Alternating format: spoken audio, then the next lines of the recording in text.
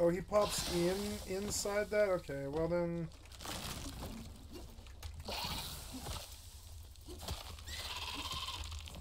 Easy enough. Where did his loot go? I lived, but just barely. No, the poison's gonna kill me. That's alright.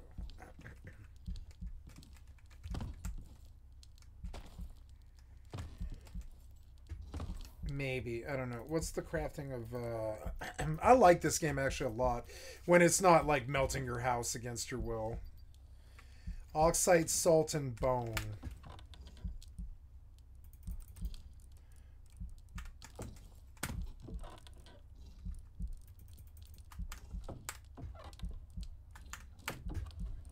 Oxide, salt, and bone. Oh, I'm dead. That's okay. I probably shouldn't waste the materials, but that's alright.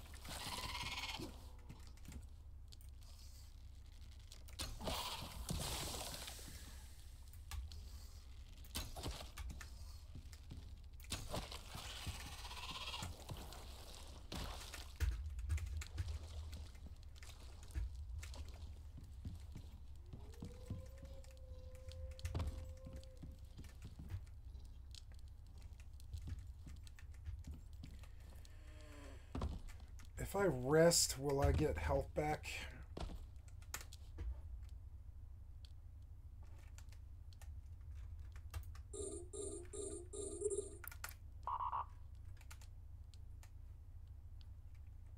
Yes. Wait, no, I don't think so. No, that's kind of annoying. You can only sleep near. You can only sleep between. Well, players supposed to be in bed. So if I turn on the campfire, and I put the meat in it.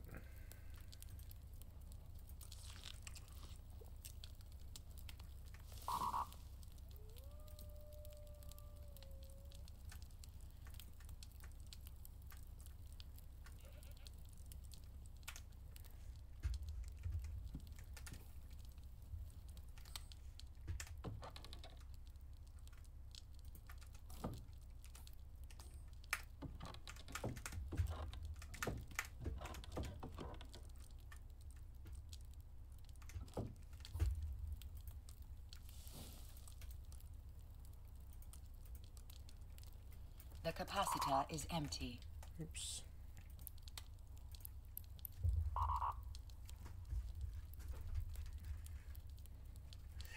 Oh, I know what part of this performance problem might be. I know what might be causing some of this.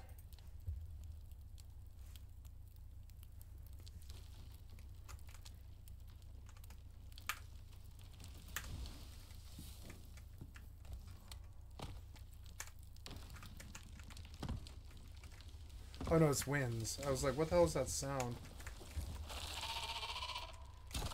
Ah.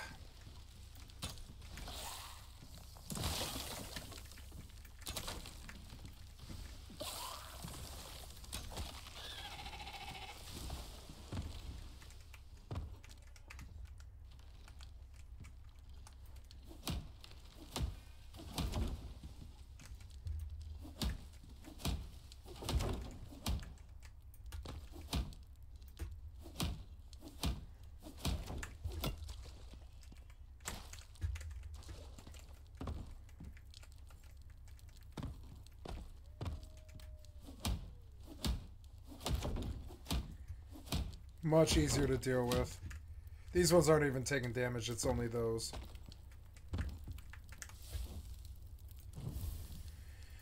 Oh, well. Now I've got like these bottles that shouldn't have ever. I guess I did want to conserve that one, but this other bottle should have been in this thing. Yeah, like that should have been in there. Yeah. And now I need bone. I don't know if I have any though. Bone. Stick. Bone. There, I want to make whatever that was called. What's it called? It's like a health recovery. So a heal recovery concoction. Make as many of them as you can. 15. Okay. And we will repair that, and we will bump you down. Get off. Yep. And then you, I want to plug the hole with.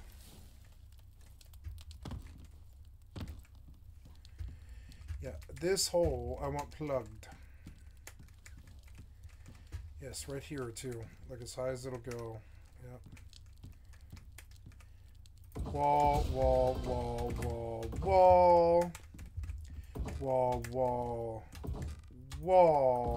Right.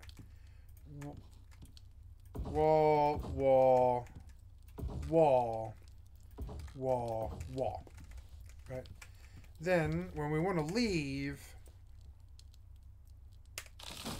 we go out this, and we come up a ramp. Oh yeah, this heal concoction. I want to get a feel for it. So there we go. We got 6 of these heal concoctions. It's still being made. Consume. Yeah, that's on my 1 key.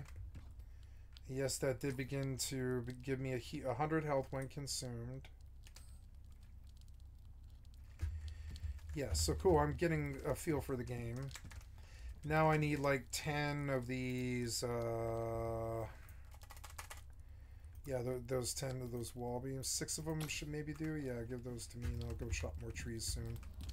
I got a level, which is good. We'll do talent points. Decreasing stone weight in your inventory. Increases yield from oxide nodes might be really good. Reduces encumbrance penalty. Increases inventory weight capacity. But I think oxygen thief.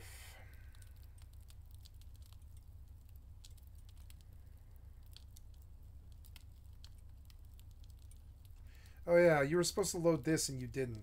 Yeah, load this.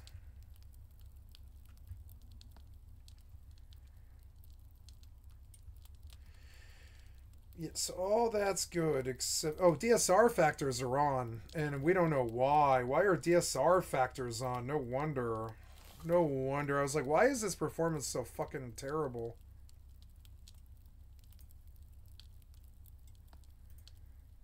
Why is it 4x? No.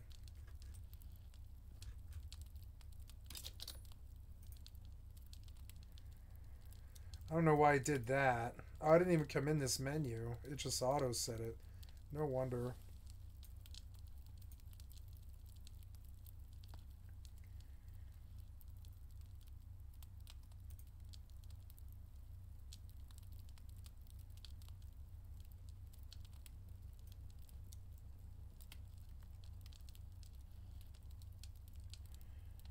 Yep, all of it except for the...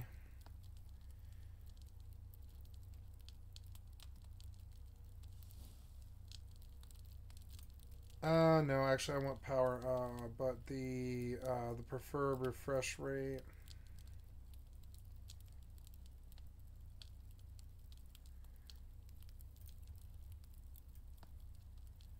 And low latency, max frame rate.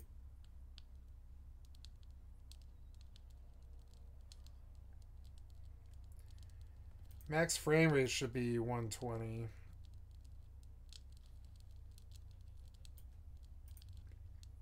And max background frame rate should be 8. And that's why I'm not getting the frames that I'm used to here.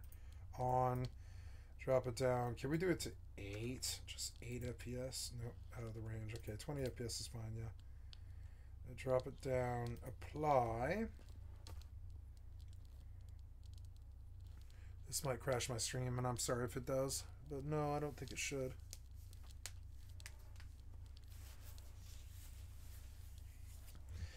Oh, got a black screen for a time, but I don't think it should do anything bad. It shouldn't really mess with anything too badly. I didn't do anything changing-wise.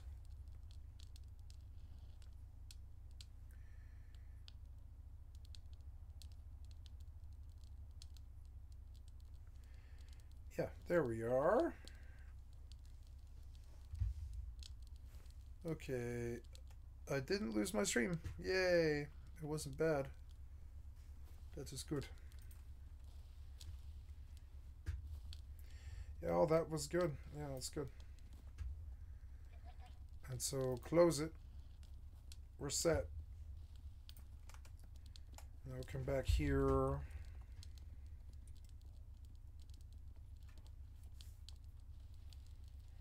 Decreased ore weight, decreased yield from iron deposits is what I want next, yeah.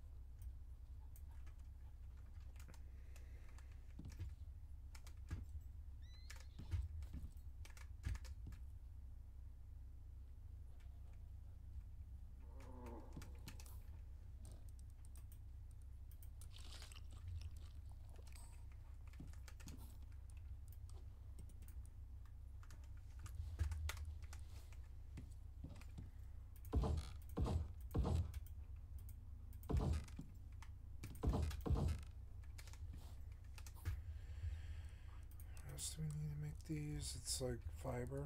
I think it is fiber, yeah. I'm out of torch too.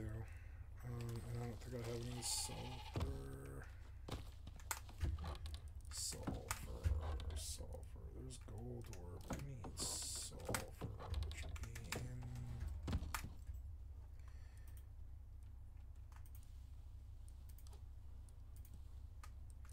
I need sulfur to make a torch.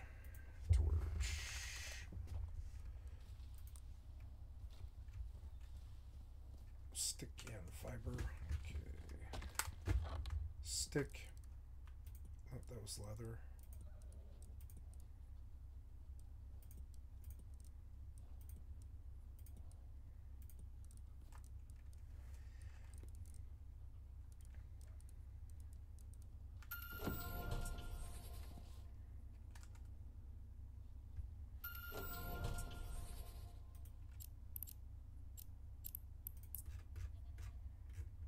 Wait, now it's all fine. Wait, now it's running fine. What the hell? Now it's totally fine. It was like acting all weird, but now it's totally fine now. It was like redoing everything, recaching everything, I think. I need you to make me a torch. Yep. Oh, you don't have fiber. Okay, fiber.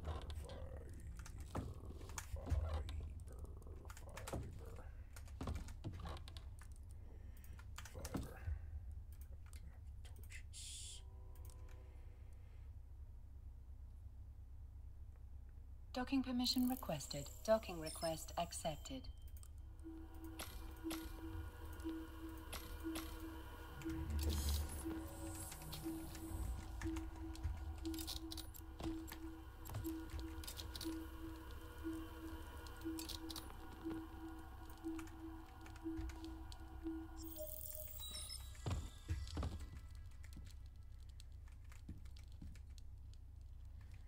Too steep.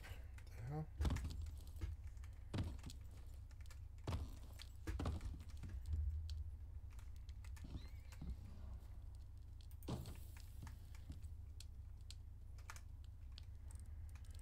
Some stick.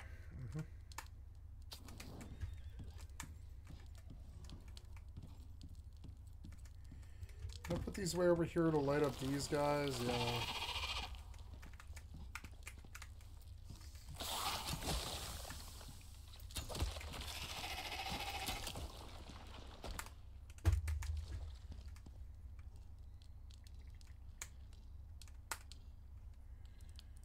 Need more stick.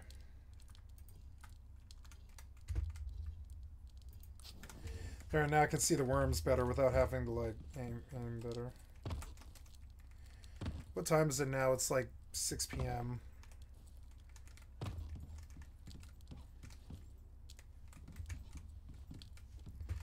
wonder if I can just build all the way back. Would it prevent the worms from spawning if I just covered their... I don't know. These worms don't seem to be spawning anymore.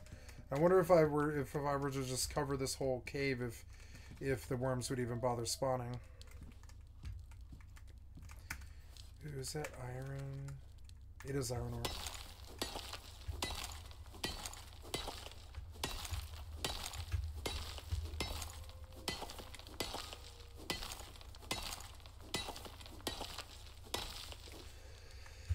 Wait, is it a hole? It's not a hole. It's just the way they designed it.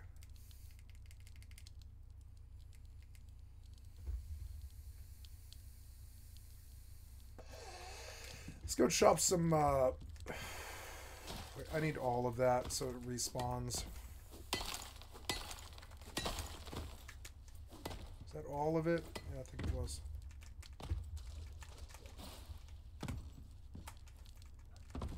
Feels good not to play FFXI because Tau is coming up on December 23rd, and I don't want to overdo it.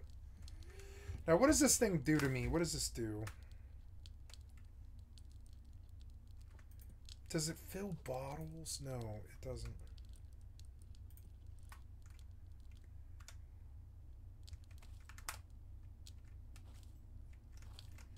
Well, yeah, but I guess maybe it hasn't rained.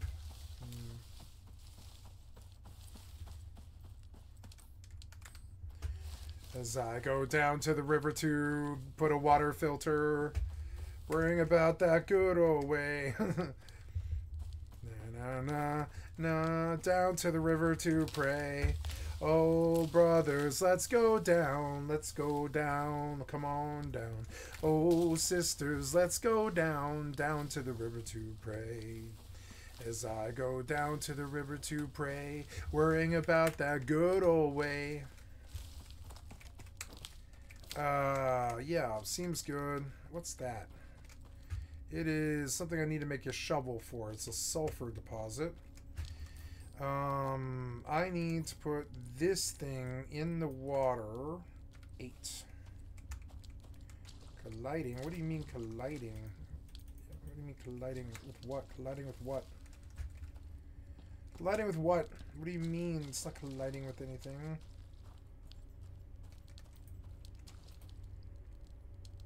What?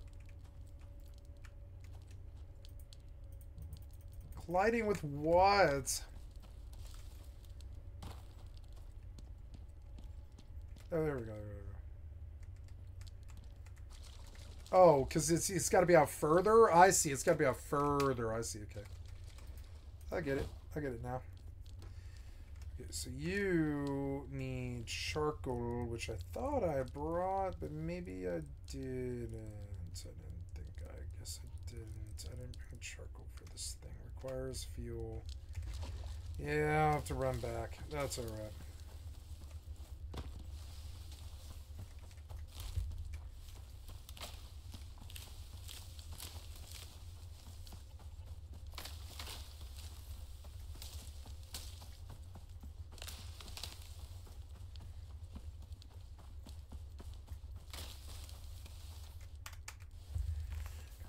Down, won't you come on down? Oh, sisters, let's go down to the river to pray. As I go down to the river to pray, worrying about that good old way. Good Lord, show me the way.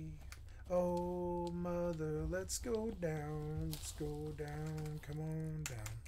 Oh, mother, Let's go down, down to the river to pray. I need a ramp there. Oh, can I even get in this house? I don't know. Whoop.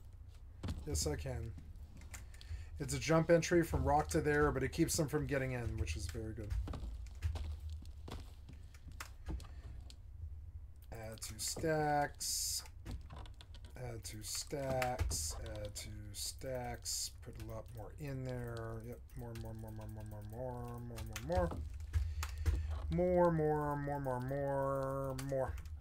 Yep, and then I will go chop more wood. Where I want to put more pillars all over this thing so as it does not fall down. That will take lots of fiber and wood. The hell is that sound? The hell is this thing? Nope. Leave him be. Leave him be. Oh. Fuck off.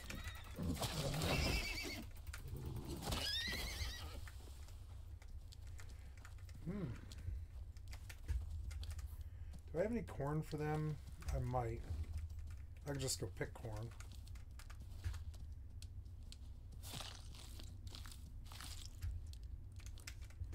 Oh. Where was the corn? It's like over here. Yeah. I'll just pick a whole bunch of corn.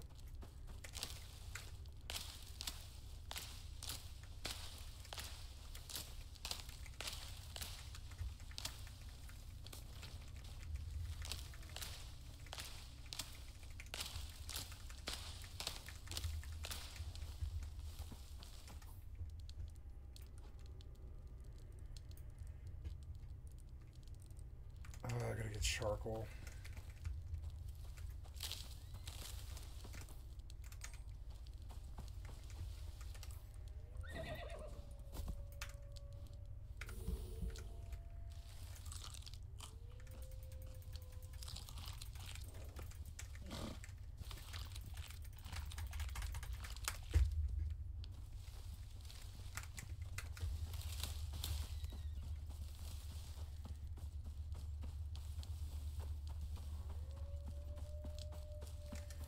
Why is my oxygen bottle not on? Okay.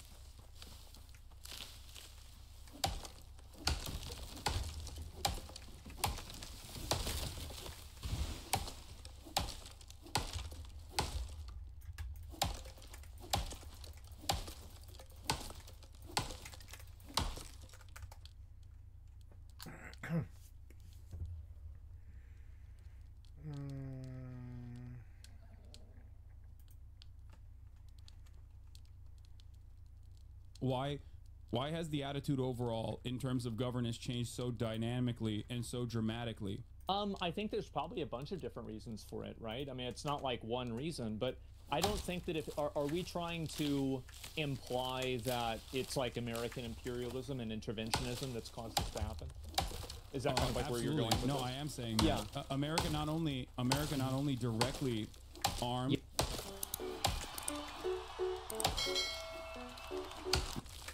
Hello? Hey, can you hear me? Yeah, I can hear you. All right. Asmon. Okay. Yes. In the interest of fairness, I want you to explain what you said that I saw in limited clips earlier today. I think. Okay, so basically, I find it to be really problematic that people put like a lot of virtue signaling, and I think it is virtue signaling, for people that are supportive for like trans rights and LGBT rights when they support countries that people and prosecute them for being LGBT. I think that's a huge problem, and I don't think you can have both of those things. So when you were saying like Palestinians exhibited culture, that you were simply talking about the hypocrisy, is that what it is? Yeah, pretty much. I do. And somebody in my chat said that you said that I thought Christian theocracy was better. No, I didn't say that. Oh, what a surprise. Okay. Well, here's the thing, right? Yeah, go ahead.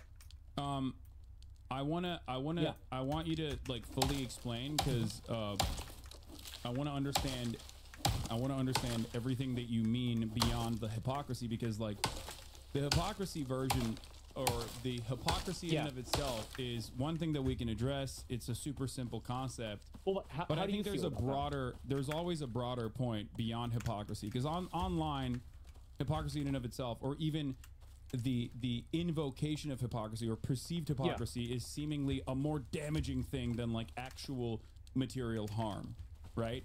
Oh, this person is hypocritical, and that's like a very common thing. I'm sure you experience it on a regular basis as well. It doesn't really matter. Most hypocrisy, I think, is derived from a misunderstanding that is often deliberate. I see it oftentimes with you. You've seen it with me. Everybody has it happen. It's extremely common on the internet. It's the Andrew Tate phenomenon, right? Where people don't give a about like what Andrew Tate may have done or may not have done, or all that he has definitely done, right? And care more about like, you know, perceived hypocrisy. Usually, they care more about that than anything else. So I don't really. I think there's a Norm Macdonald clip about that. It's very good. Yeah, I don't necessarily care about hypocrisy that much, but in terms of the hypocrisy of the matter, I can explain it to you. Sure. Number one, so in terms of LGBTQ acceptance, right? Trans acceptance, queer acceptance. You find that to be, in the United States of America, in the wealthiest nation on earth, one of the most prosperous nations on the planet, to be, to a certain degree, like a fancy thing to advocate for, right?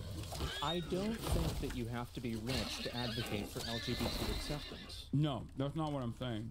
Okay, what are you saying? Sorry. No. What I'm simply saying is that LGBTQ representation in video games is oftentimes considered to be something that is like unnecessary, or something that is considered you're talking to about be like in games? In games, in facets of culture, in facets of media. Yeah, sometimes it happens. It feels like it's inauthentic. Yeah, sure. Okay. Well, wait, is there a positive example of LGBTQ representation that you can think of in mainstream media in recent years? A positive in mainstream I would say Barbie was fairly LGBTQ too. Is that what we would call it? Just so I understand what the dynamic is there. Did you play Final Fantasy 16? I did not. Oh my god. So they had a character in Final Fantasy 16. His name was Dion. And he was like the prince of an area. He was like the, like person who could like channel Bahamut, right? And he was gay, and it was part of the story. And they actually blocked sale for that game in some places in the Middle East because Square Enix didn't want to censor the game for that reason. And I respected them a lot for that. But that was, wait, they refused to block the game? Is that what you're saying? Yes, Square Enix did not do that. And that was a good representation of like gay or trans. Yeah, I think so. I really do. Okay. I think that whenever you create a character that the character's personality. Sometimes it feels like when characters are added into stories, especially if they have like an LGBT like lean to them, they can be turned into being like a one-dimensional like I guess identification of that person. And it's like they make like an overt effort to talk about that and discuss it. And I feel like in a lot of times it can come off as patronizing or talking down to the... Okay. It feels very inauthentic to me. Okay, so yeah. there are instances where there's like gay representation, trans representation that's like ham-fisted and just simply added on as not a necessary vehicle for narrative development, but instead simply for identity points, right? Sure. To do diversity. Okay, so not to get too lost in the sauce, we can get back to this part of the conversation in a second. But my point was that like that level of LGBTQ representation, it's for diversity, it's for marketing purposes. Usually, it's just like sometimes it could be narrative devices, but ultimately it doesn't really matter. But a lot of people still get mad at it, right? A lot of people in the Western world still get mad at it. And for me in particular, there is a hierarchy of needs for and that all human beings respond to, all human beings exist under.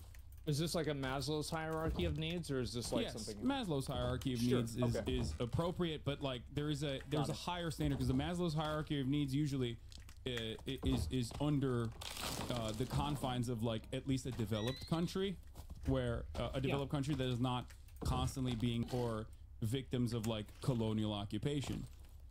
My point is that Palestinians are not inherently or anything like that. There are gay Palestinians, there are trans Palestinians, both living in Gaza, in historic Palestine, and also certainly outside of Gaza. Well, is it against the law?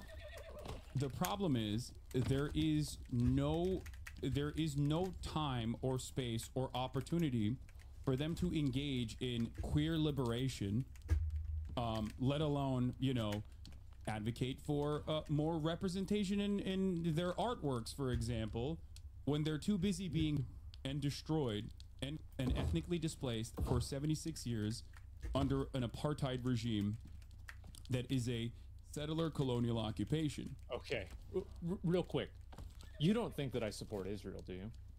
I don't, but I think that... Good. No, I don't think you support Israel, but I think you saying that like Palestinians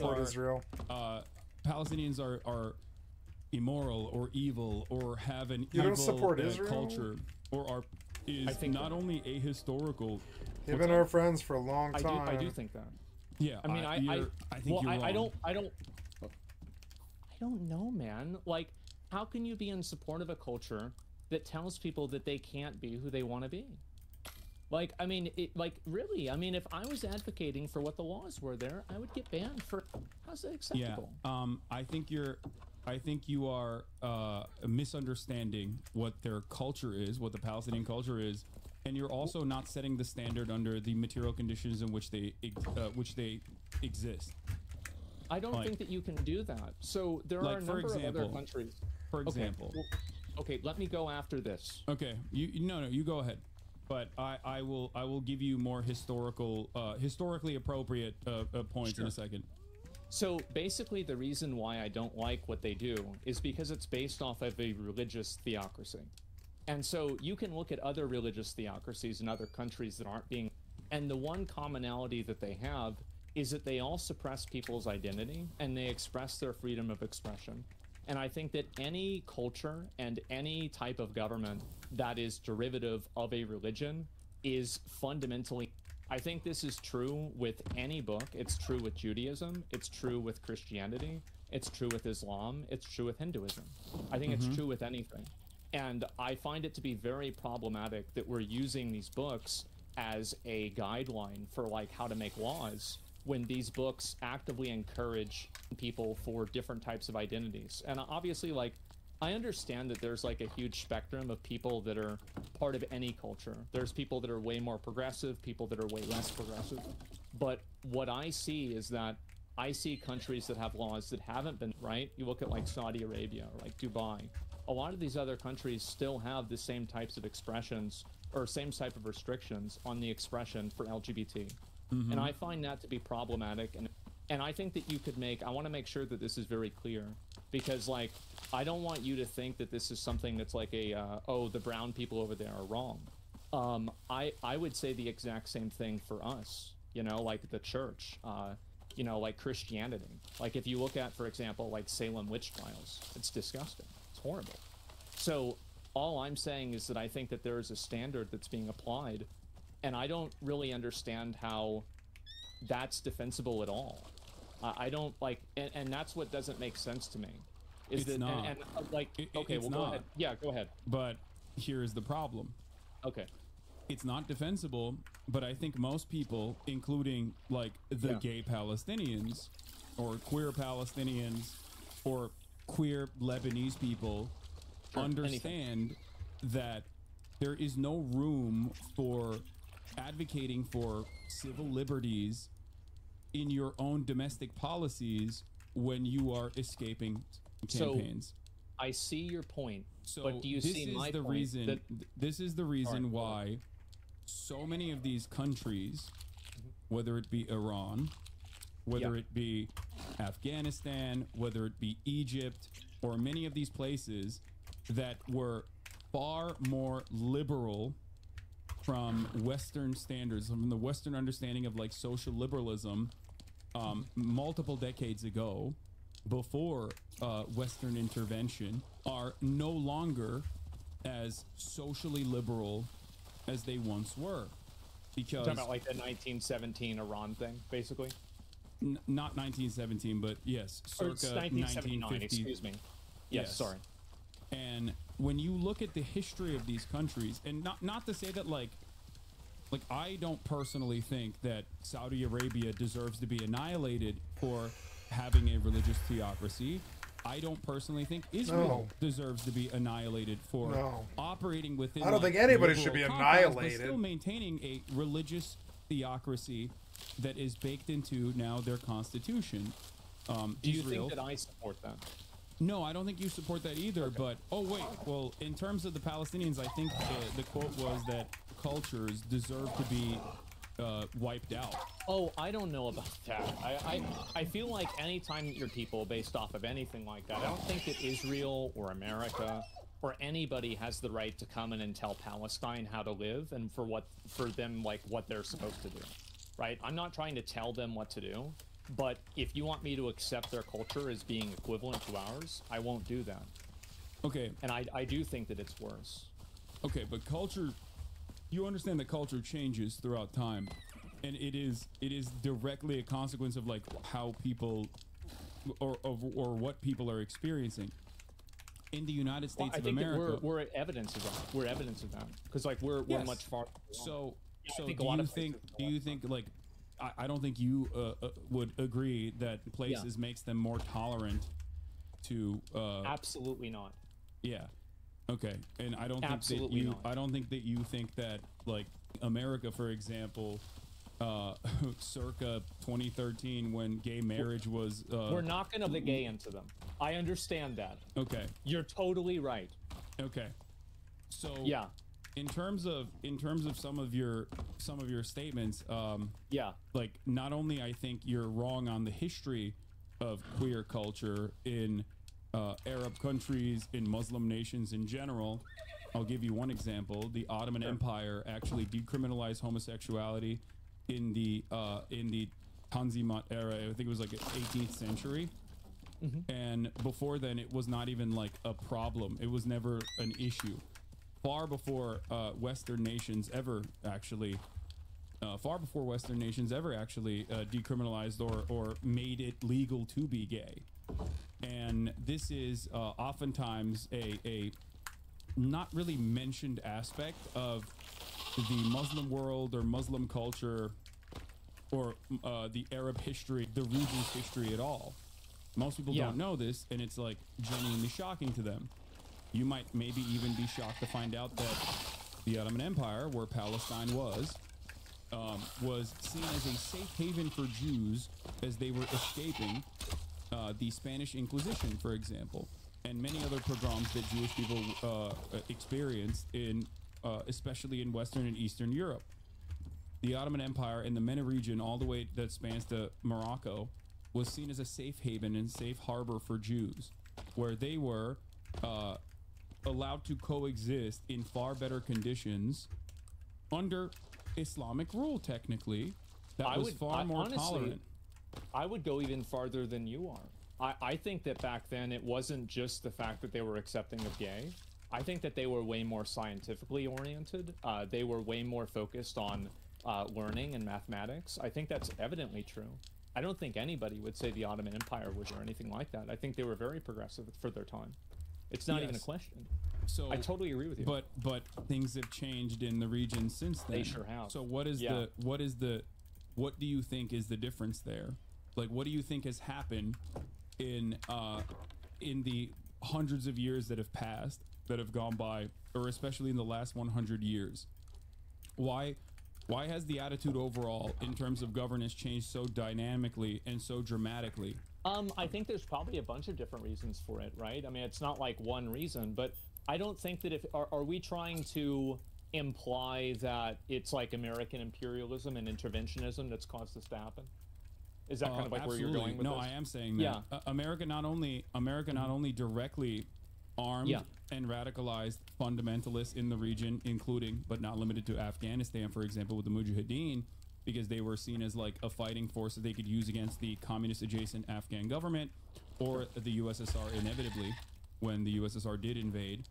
But also beyond that, the most nationalistic or the most militant fundamentalists were perceived in Iran, for example, as the true liberators that were not willing to fight against the Western-backed Shah regime, the Western-backed monarchy in Iran. So that's the reason why a lot of people, whether they agreed with it or not, ultimately on the social front doesn't really matter. They were like, these guys are going to protect us. These guys are actually fighting back against this ruthless rule of the Shah that was, falsely torturing people on a regular basis.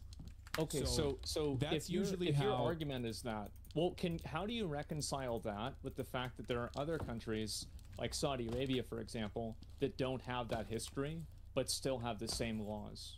Oh, that's a great example. Saudi Arabia is allowed to exist like that because they have a valuable resource that they are gladly and willingly coordinating with the Western powers on, in terms of OPEC plus. They have oil. Doesn't that? So did Iran, but Iranian oil was refined by British Petroleum. Mossadegh at the time, who was a social democrat, very progressive for the time as well, wanted to nationalize their own extraction industries, and this was seen as a massive slight, and it caused massive harm to the profit margins of British Petroleum and the American intelligence and Western intelligence cooperated to overthrow Mossadegh very openly and very clearly. They implemented the Shah regime. He was brutal. He was a brutal autocrat. He was a monarch. People hated him.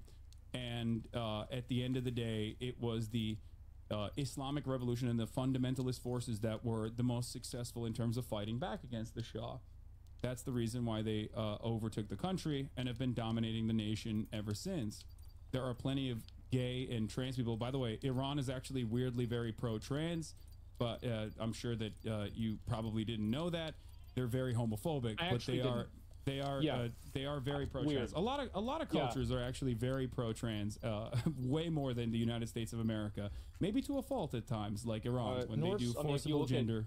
I mean, you look at like Native American culture, I think it's extremely popular. Norse culture, I mean, you could say the same thing about Loki, right? It's like the idea of being trans is like super, super, super old, like Shiva, right? Another good example. Yep. So I think that that's true. There's a concept of third gender in India, Pakistan, and many other places as well. So but that's besides the point. So what I'm trying to say is, we cannot exist outside of the material condition that we are subjected to. If you are living under a ruthless, corrupt autocratic rule, and there's a group of people that say, I'm going to fight back against this ruthless autocratic rule that is like Western power backed, then people will be on board with that. They're going to be like, oh, this is great. I love this revolution. I'm on board. Okay, so I can go even farther than that. I totally understand why groups like ISIS happen. Like, if you look at people from ISIS, these are people that are like 20 years old. They've lived their entire life being occupied by a foreign power. Okay, I think that we're doing a horrible thing.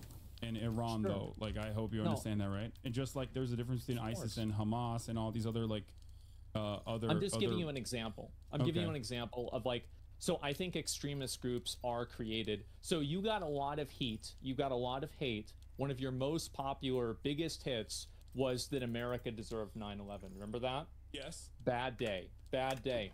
But what you meant to say is that American interventionism inadvertently caused this to happen. Am I directly, right? not even inadvertently. It's a concept that historians call blowback. I totally agree with you about that. I completely agree with you. I think that you're right. I defended that. Yeah. So my perspective is that I don't think that we can blame, like, I don't see the logic that all of these other countries that are, like, you know, from the West, right, that are, like, much more progressive, are somehow intervening and making this, like, these other countries in the Middle East hate gay people and like want to gay people. And I don't see how, like, wait, you don't agree with that? You're saying no, I don't. I don't really see how they're congruent. So I don't. Like, why no, do you I think don't. that? So why do you think that historically they didn't hate gay people, but now they do? Like, don't you? I'm not sure. You recognize that, like, culture changes. You said that you understand that, like, the Ottoman Empire was more progressive in comparison to its European counterparts in terms of, like, the way that they view gay people, even or homosexuality in general. I think that we can come to the agreement, and like, we can talk about historically all you want, right? I think that in some cases, like, that's true. In a lot of cases, like, the way that this is perceived around the world, like, Romans looked at it differently, Greeks looked at it differently, everybody's looked at it differently. But I'm talking about what's happening today. And if I'm looking at those cultures today, those are cultures that are oppressing people based off of their identity. And at a certain point, right now, the Palestinians don't have any structural governance to be able to do that, regardless. So there is no like gay oppression happening in Gaza, because the only oppression that's happening in Gaza is that Israel's lighting them on fire with regular frequency, and we're paying for it. Yes. So in terms of like Islamist fundamentalism, right? Yeah. In terms of Islamist fundamentalism, or the way that like you perceive Palestinians as viewing gay people, there has never been an opportunity for Palestinian people to engage in queer liberation, because in the hierarchy of needs, the number one need for them is to stop Israel from dominating them since 1948, and even before then as well. But after Israel was formed in 1948, that has been the game for the most part. They have never had an opportunity to even think about queer liberation. If your house is on fire, you're not going to be spending a whole lot of time thinking about the color of your curtain, right? And that's what this is. There's a much larger problem at hand, and this is precisely the reason why a lot of people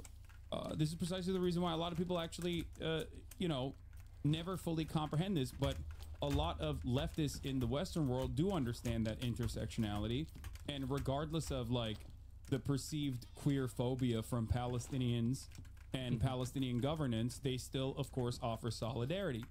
I said this earlier, and I think it's a take bear repeating. I'm in favor of Medicare for all and universal social safety nets in the United States of America unconditionally. I do not believe in refusing to offer, for example, any sort of health care to a person because they're uneven, right? That's an extreme case. I think that they deserve health care. I agree with you, and I would even go farther than that. I think that if somebody's an illegal immigrant, I don't think that we should ever I think it's disgusting to tell a doctor or tell a healthcare provider to let somebody, or to let them bleed out or something like that, just because of that. I completely agree with you. I had to pay my taxes recently. I'm sure you're probably about in the same place. It was 7 figures. and so I have no problem Well, with I live in that. California. Is pretty You got a significant. bad, yeah. It's But I don't not care. good. I don't And mind so, that. I don't either. I used to be paying for people used to pay for my food stamps. Now I'm paying for somebody else's. And Yeah. if they raised my taxes to pay for Medicare for all, I would be happy and I would vote for that. So if you I would be understand that, for sure. so you recognize that, would you say that like a religious enclave in Yeah. in Alabama, for example, deserves to be wiped out for their understanding of like gay people, like a white religious enclave Oh. in Alabama? Oh, absolutely not. Okay. I don't think that they deserve to be wiped out, but I would not advocate for them. I would not look at that group and say, this is a group of people that I support. So you can would understand where the not confusion support comes people like from when you And I can said that see about that. Why I Prey. wanted to, yeah, sure, right? Sure. And that's why I wanted to talk to you about it, right? Because I think that you and we had a conversation about this before, and I can very much easily empathize with Palestinians. Of course I can. But I don't think that it's entirely true that Palestine, like, I mean, didn't Palestine support? No. Sure they did. No. The mayor of What you're Palestine supported it. what you're talking about is the British colonial British colonial occupation put forward a leader. Oftentimes in colonies, when you engage in like colonial actions, like and British Mandate Palestine was obviously a colony of the English. They will appoint a person into a position of power that is more acceptable to British needs and desires in the region to dominate the people. This is, I mean, history is riddled with examples such as this one. The Palestinian Grand Mufti was a singular person who went and linked up with and you know, thought that he could coordinate with in terms of like ridding Palestine of the Jews. Having said that, however, 11,000 and that sounds pretty bad. it does. But yeah. when you realize that one, there were also Jewish militias, early Zionist militias that also sought out help and tried to coordinate with. You understand that this has no bearing on an entire people and what their actual attitudes were. Not only that, but also 11,000 Palestinians actually fought alongside the Allied forces against. So Palestinians, by far greater numbers, actually fought against than the one British occupation guy that actually linked up with. It's actually a common historic Holocaust revisionist talking point that Israeli Prime Minister Benjamin Netanyahu once famously utilized as well, where he falsely claimed that he did not want to kill the Jews until he talked to the Palestinian Grand Mufti, who gave him the idea of the Jews and doing the final solution. This was such a gross historical revisionist talking point that obviously the entirety of Israeli society actually criticized Benjamin Netanyahu for saying such a ridiculous... But he did want to get rid of the Jews, though, right? Yeah, but it's a singular person that has no bearing on real Palestinian existence, especially when much larger numbers of Palestinians fought alongside the Allied forces, right? I think that it definitely does matter if a figurehead of a country is supporting. It's not a figurehead of a country, though. It's the figurehead. It's an appointed person and that that's has the no thing. bearing. And for example, don't you feel like it's a bit unfair for you to attribute every instance of bigotry and bad behavior to being the West's fault? no, I think I have a point very are- realistic. I have a very realistic and materialist analysis of these sorts of things, where I think that people don't have time to fight for gay liberation when, like I said, they're too busy trying to literally rebuild their homes after it's, especially by a force that, you know, doesn't have like automatic heat-seeking missiles that avoid gay people. You know what I mean? They're gay people and trans people in every day. Like there is no. Like, gay liberation is not a real conversation here. It's just a mere talking point that a lot of people who defend Israel, not saying you do, but a lot of people who defend Israel try to repackage Israel's and contextualize it and make it seem more appropriate to an American audience that is sometimes pro-gay and pro-queer. It rarely ever works. A lot of queer people still don't give it. They're like, I don't care. Just stopping these people is their attitude. So that's it. That's the reality of the matter, is that once Palestine is liberated, then they can have this conversation internally. But right now, Western forces are allowing the death and destruction of this people to continue.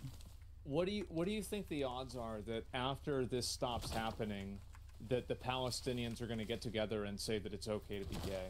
I don't know, because I can't even imagine a world where this death and destruction isn't constant. But I would say that just like in the United States of America, That's right. you know, there people inevitably evolved, inevitably fought back, and what do you think? I've actually got a really good question. An environment for queer liberation, even though to this day there are still a ton of problems that especially trans people experience on a regular basis. Oh, I mean, it to me, I'm sure you're on Twitter probably more than I am. I'm not. And so, really? Yeah, I deleted it off my phone. I rarely go on it unless I'm live. Nick did the same thing. That's crazy. Wow. I don't do Twitter ever. I don't ever do okay. Twitter. I'm on Twitter a lot. How much more do you think that it's gotten, and like homophobic, do you think it's gotten in the last like 2 years? I think it's like 500x, right? Yes. Like it's insane. It's crazy, and I think that it's just it just keeps getting worse too. And I'm curious, like, kind of what your viewpoint is, because we're talking about like kind of how like these different cultures are accepting people, and like now, what do you think about like Saudi Arabia and like the way that they're like, I guess effectively sports washing things? I think that's the term that's being used a lot, right, with like esports, etc. Like, what's your take on that? I think that Saudi Arabia is also a religious theocracy that is simply trying to moderate their viewpoint in an effort to become more accepted by Western culture and bring in Western capital into the country. Ultimately, if they did become a queer safe haven, for example, overnight, there's still plenty of issues in Saudi society in terms of utilizing slave labor, in terms of death and destruction that befalls like indigenous populations in areas where they want to do building projects, and beyond that, there is the whole in Yemen. A lot of these things can be solved inevitably, and there were some initiative from China that brought Iran and Saudi Arabia to the table to stop the destruction of Yemen, for example. That was relatively successful pre-October 7. But like, there are a ton of problems in Saudi Arabia still. Having said that, just recently they just let women drive.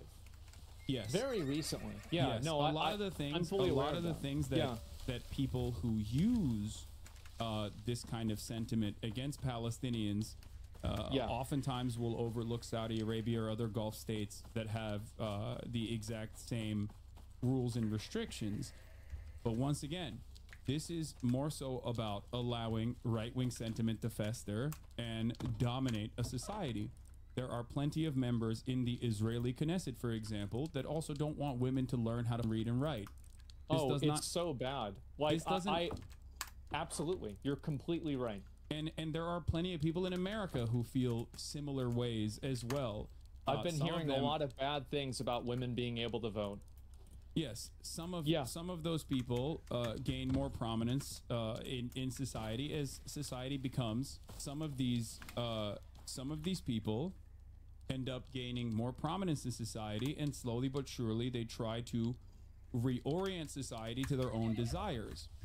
That's the reason why a lot of people fight back against this sort of thing. Okay? That's the reason why a lot of people fight back. Gay people, queer people, people who are aligned with them fight back against this sort of sentiment in an effort to make sure that it never turns into a society that does this kind of thing to gay people, queer people in general. So does it again? Well, we used to do it for a long time. I mean, gay marriage being legal is very, very recent. Yes. And it's already... I totally support that. Yeah. So my point is, we've never given the opportunity to many of these countries in the MENA region to be able to have the freedom to continue developing and have their own civil liberties and have their own fight for civil liberties. And we will never be able to see what it would look like if they were given the opportunity without our intervention. We can only look to the past where that intervention wasn't as severe and point to a time when they were relatively open-minded, especially in comparison to their European counterparts.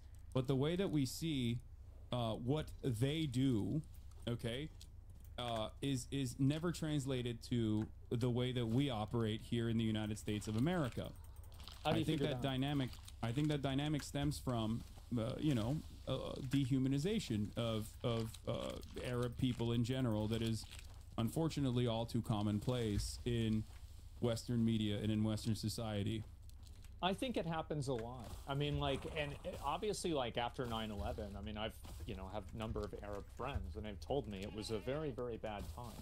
So I think that you're absolutely right about that, and it is problematic. I don't really think that it's fair to say that, like, of course, like, all people that are Arabs, and also, like, really, it's not about being an Arab. It's about having a religious theocracy that enables you to dehumanize other people. Yeah, because you want to talk about don't have a theocracy, dehumanization. by the way, just so you understand. Like, they don't have anything. They don't have any sort of, like, real valid form of governance at all. They have never been allowed to have a real valid form of governance or any sort of autonomy or any sort of sovereignty, at least, especially since 1948. Sure, but, like, in all of the other places in the same area, pretty much all of them that are doing their own governance come to the same conclusion about gay people. Yeah. They pretty much, yeah, they do. So okay, so this is really interesting that you're saying this, because you recognize that, like, a lot of those other Gulf states are in alignment with the United States of America and are allowed to operate in whichever ways they see fit, including but not limited to helping Israel, right? They get F-16s and fleets of American planes, and they get security contracts for their consistent maintenance of American interests in the region. Do you think I support that? I don't. I'm not even saying if you support it or not. I'm simply stating that, like, monopolizing an entire region of people and assuming that they all are operating on the same boundaries is incorrect.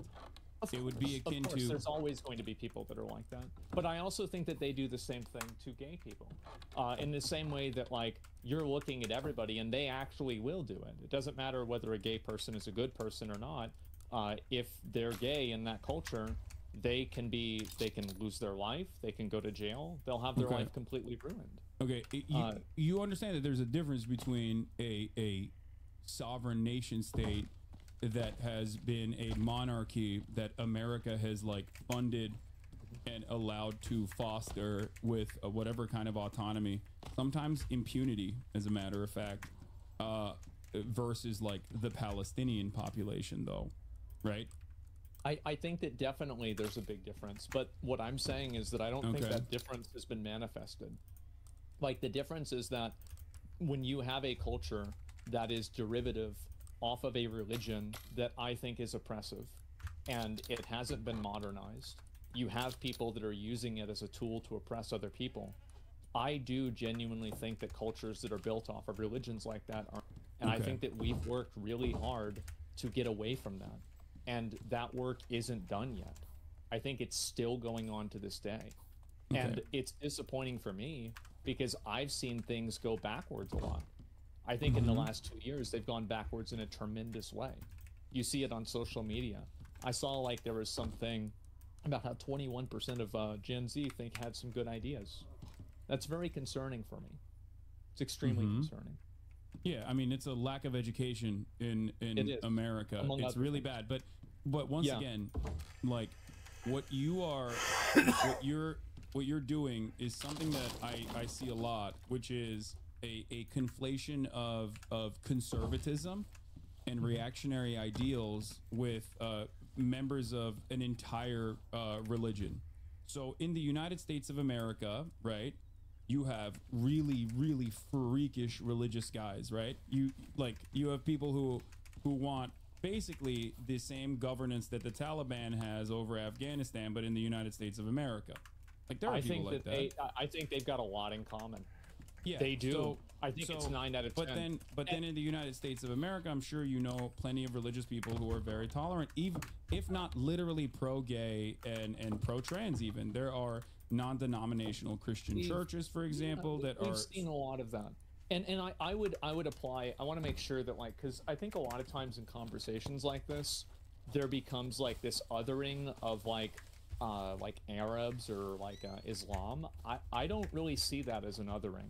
I think that there's a lot of overlap between Christianity and Islam, right? Okay. Especially in terms of like, you know, laws, etc., and things to believe. And I think that I would view a Christian, like one of these like super, you know, like religious zealot Christian people, I would view them trying to push that on other people as the same type of basically culture. I think that it is. That's why we fought for years and years and years to get rid of it. Okay, so yeah, obviously chattel slavery was justified by Christianity, and chattel slavery was abolished with liberation theology, which is also Christianity. So Christianity, religion, played a formative role in both sides of chattel slavery, both in the justification and maintenance of it, but also played a formative role in the abolition of it, right? That's true, but I want to make sure that we're drawing a distinction real quick between following a religion and then having a government that is a religious theocracy that bases its laws off of that religion. I think that most people that are of any religion just want to be able to get along. Okay. I think that's very much true. So, but the problem is that if you have a government that is based off of that religion, I can't think of a single government that's based off of a religion that isn't bad. Well, I mean, Americans are the American Republican Party is desperately trying to bring that back as best as they can, but they're trying to make them. They've made it legal to teach that it's mandatory now to teach the Bible in Oklahoma. Yes. So you saw that, yeah? Yeah, I did. So you understand that those are people, some of which are genuine like religious zealots, and others who are simply utilizing religion as a galvanizing factor to be like, see, I'm a religious person, right? Like, I think people that have different aspirations. Like people have different motivations for why they advocate for certain things. Okay, so that very same principle, that's very common. That people use religion as a tool to, you know, like kind of enable that type of behavior. Great. So, so herein lies the problem. That very same principle exists in the Muslim world, which is endlessly diverse, and there are, you know, it's the fastest growing religion. It is. I think it might have actually overtaken Christianity in terms of numbers. And, I think it's 1.6 billion now. That's the number I and religious governance differs from country to country. I'm Turkish. Oh, I didn't know you could do that. Nowhere near as fundamentalist. It's supposed to be secular. Obviously, Recep Tayyip Erdogan is very similar to Donald Trump in terms of like, in terms of how he utilized Islam to make himself, to give himself a more prominent role in Turkish society, was able to both bastardize religion and also simultaneously use it for social repression, social oppression, and cultural repression in general. So I personally understand like I've withstood the direct consequences of that, of a society being redesigned. And perhaps that is the reason why that there's a difference between simply monolithizing an entire religion versus people who are championing religion, Islam in this case, to meet their own authoritarian governance demands. And that's simply what it is. A lot of people don't like the way that their government operates. There are gay Muslims, there are queer Muslims, there are queer trans people. They have unfortunately not had any breathing room to be able to advocate for civil rights in many parts of this region because they have been consistently pushed back against, and also don't have any time or space to be able to do such a thing when they're under direct occupation. That's the issue. But would you come to the same conclusion that basing decisions off of that religion and making laws based off of that religion is a bad thing? Yeah, of course. I don't. What do you mean? Okay. I don't agree in theocracy at all. Awesome. But wouldn't that mean that it would be? No, I wouldn't say that any culture is to one another. I would, however, say that especially as it pertains to Palestinians, the reason why I don't think it's over the one another is that is a very dangerous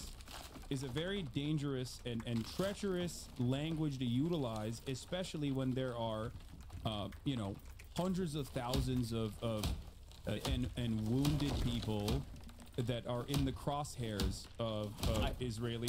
I think that it, like it so works. if this is a semantics issue, and if like me saying if you think that that's dehumanizing or problematic, then I don't necessarily completely agree, but I can see where you're coming from. Well, the reason I would say worse, or you could replace that with any other word that is just like not as good as. Yeah. But of course that doesn't represent. But even the then, people, it doesn't matter because then there's something that's better, right?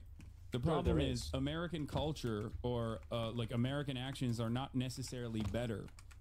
That's my point. They on the basis of like basis it's not of, even a question. If you have a country and a culture that allows somebody to get for their sexual orientation, that is a worse culture than a culture that doesn't. I think that there's literally there's no other way to look at it. There's something. So here's the thing. There's something that we do in the United States of America, or in the Western world especially, that creates this veneer, this aesthetic that we are somehow morally more progressive and more superior than other countries. I'll give you an example of I can talk about like gay rights in general, but beyond gay rights, one thing that I could talk about especially is for example, right? Sure. We often talk about gulags and slave labor being done in the USSR, in the Orient, like all the way over there is, whereas like being used now in Saudi Arabia. Yeah, exactly. Yeah, whereas is literally codified in the American Constitution under the 13th Amendment. It's just that is appropriate as a mechanism of punishment for those who have done. Another great example of this is, right, we often look at like the nature of like Pakistani society or Indian society where there's so much corruption. We have codified under lobbying? Under legal terms, exactly. Right. Lobbying. Okay. So I see your point of view, but I don't agree with you about the point. They used to take black people's teeth out of their mouths so they would give them to white people. We don't do that even to prisoners. No, I know, but it's still, but it's still an inhumane practice, right? Like you understand that, you agree with that. I do, but I'm saying that the level and the severity of like the American like transatlantic slave trade is like several measures of worse than the way that prisoners are treated here. Of course. No, chattel is a unique, and every single historian will agree with you on that front, that many cultures have practiced throughout time, none of which as uniquely as chattel, because there is obviously a like scientific racial aspect to it in terms of like indentured servitude. Indentured servitude, for example, did not mean that like your next of kin was also enslaved in a similar fashion, whereas chattel is different because if you're black, that means you are inhumane. It means you're. And the point I was going to make is that, ironically enough, whether you recognize it or not, the exact same arguments and sentiments were expressed towards black people during chattel in an effort to justify their continued enslavement. That they were. Can you elaborate on that? I'm not sure what you mean by that. Black people were perceived in an effort to continue in American culture, in American society, in the Western world, in an effort to continue the dominance of black people, in an effort to continue their subjugation, that Americans, or at least like people in positions of power, were like, we need a way to make this appropriate, to make this justifiable, to make this permissible. Because otherwise, if people start recognizing that these are human beings and not simply capital, not simply animals or something even worse than animal, then they're going to start feeling bad, and people are going to fuck up the bag. It isn't new, right? It's not new. It wasn't the succession of kings back in the day. It was the divine succession of kings. No, yes and no. So the reason why I'm saying this, because we both you're saying that there's a religion. You're saying that there is a religious justification that was created so it could be justified that you could do this. I'm not even talking about the religious justification. No, I'm talking about scientific. Just like a moral one? scientific justification. Like eugenics. Yes, eugenics. Oh, which sure. which is now seen as a Pseudoscience. false science, as pseudoscience that was specifically created and designed in an effort to look at this racialized form of and justify it. And in that process at the time, or rather, the reason why they went to that justification was because, you know, if they were to do this on religious boundaries or on ethnic boundaries, as they had done previously in previous societies, whether it be like the Romans or the Greeks or any other form of like indentured servitude that was practiced in other cultures and other civilizations, you could not engage in the continued dominance of black people that way, because what if they become Christian, right? Or when you bring black people here, they learn the culture, they can they can integrate into society inevitably. So in order to create this like continued dominance, they sought out the scientific, in air quotes, the pseudo-scientific understanding of black African. Their culture is. I think, are you trying to draw a parallel between like the eugenics argument for like subjugating black people and my argument for saying that like the like a religious theocracy is that kind of like where you're going? Where I'm going is that in order for Western cultures, in order for Western nations to continue their dominance over other nation states, there is a direct through line of creating an air of, while simultaneously destabilizing these places in an effort to maintain their underdeveloped status, which oftentimes will result in people behaving in more manners. If you put people, they're not going to like it. Yes. I agree with you. I think that's very true. Absolutely. I don't really think that there's really much of a disagreement there. I think that like absolutely that's what's happened. But if I'm looking at it from like my point of view, I do think that like the culture that we have is a better culture. I don't think that you can compare it to eugenics. I don't think you can say, like, for example, like with eugenics where they're like comparing like shapes of somebody's skull or something like that versus like whether somebody is allowed to be gay or not without being prosecuted, or I don't really think that these two things are equivalent. I think that one of them is absolutely a lot worse. No, and it's much more. I'm simply mentioning the rhetoric that is utilized in this process. Like one of the examples is like the indigenous population, right? Which is like Native Americans. Yes, which is ironic that we're having this conversation today. A lot of the early justifications of settler colonial was met with the indigenous population is one another, some of which was not true at all, and others that might have been true. Now, well, there's a lot of it that was true. I mean, they did some crazy down there.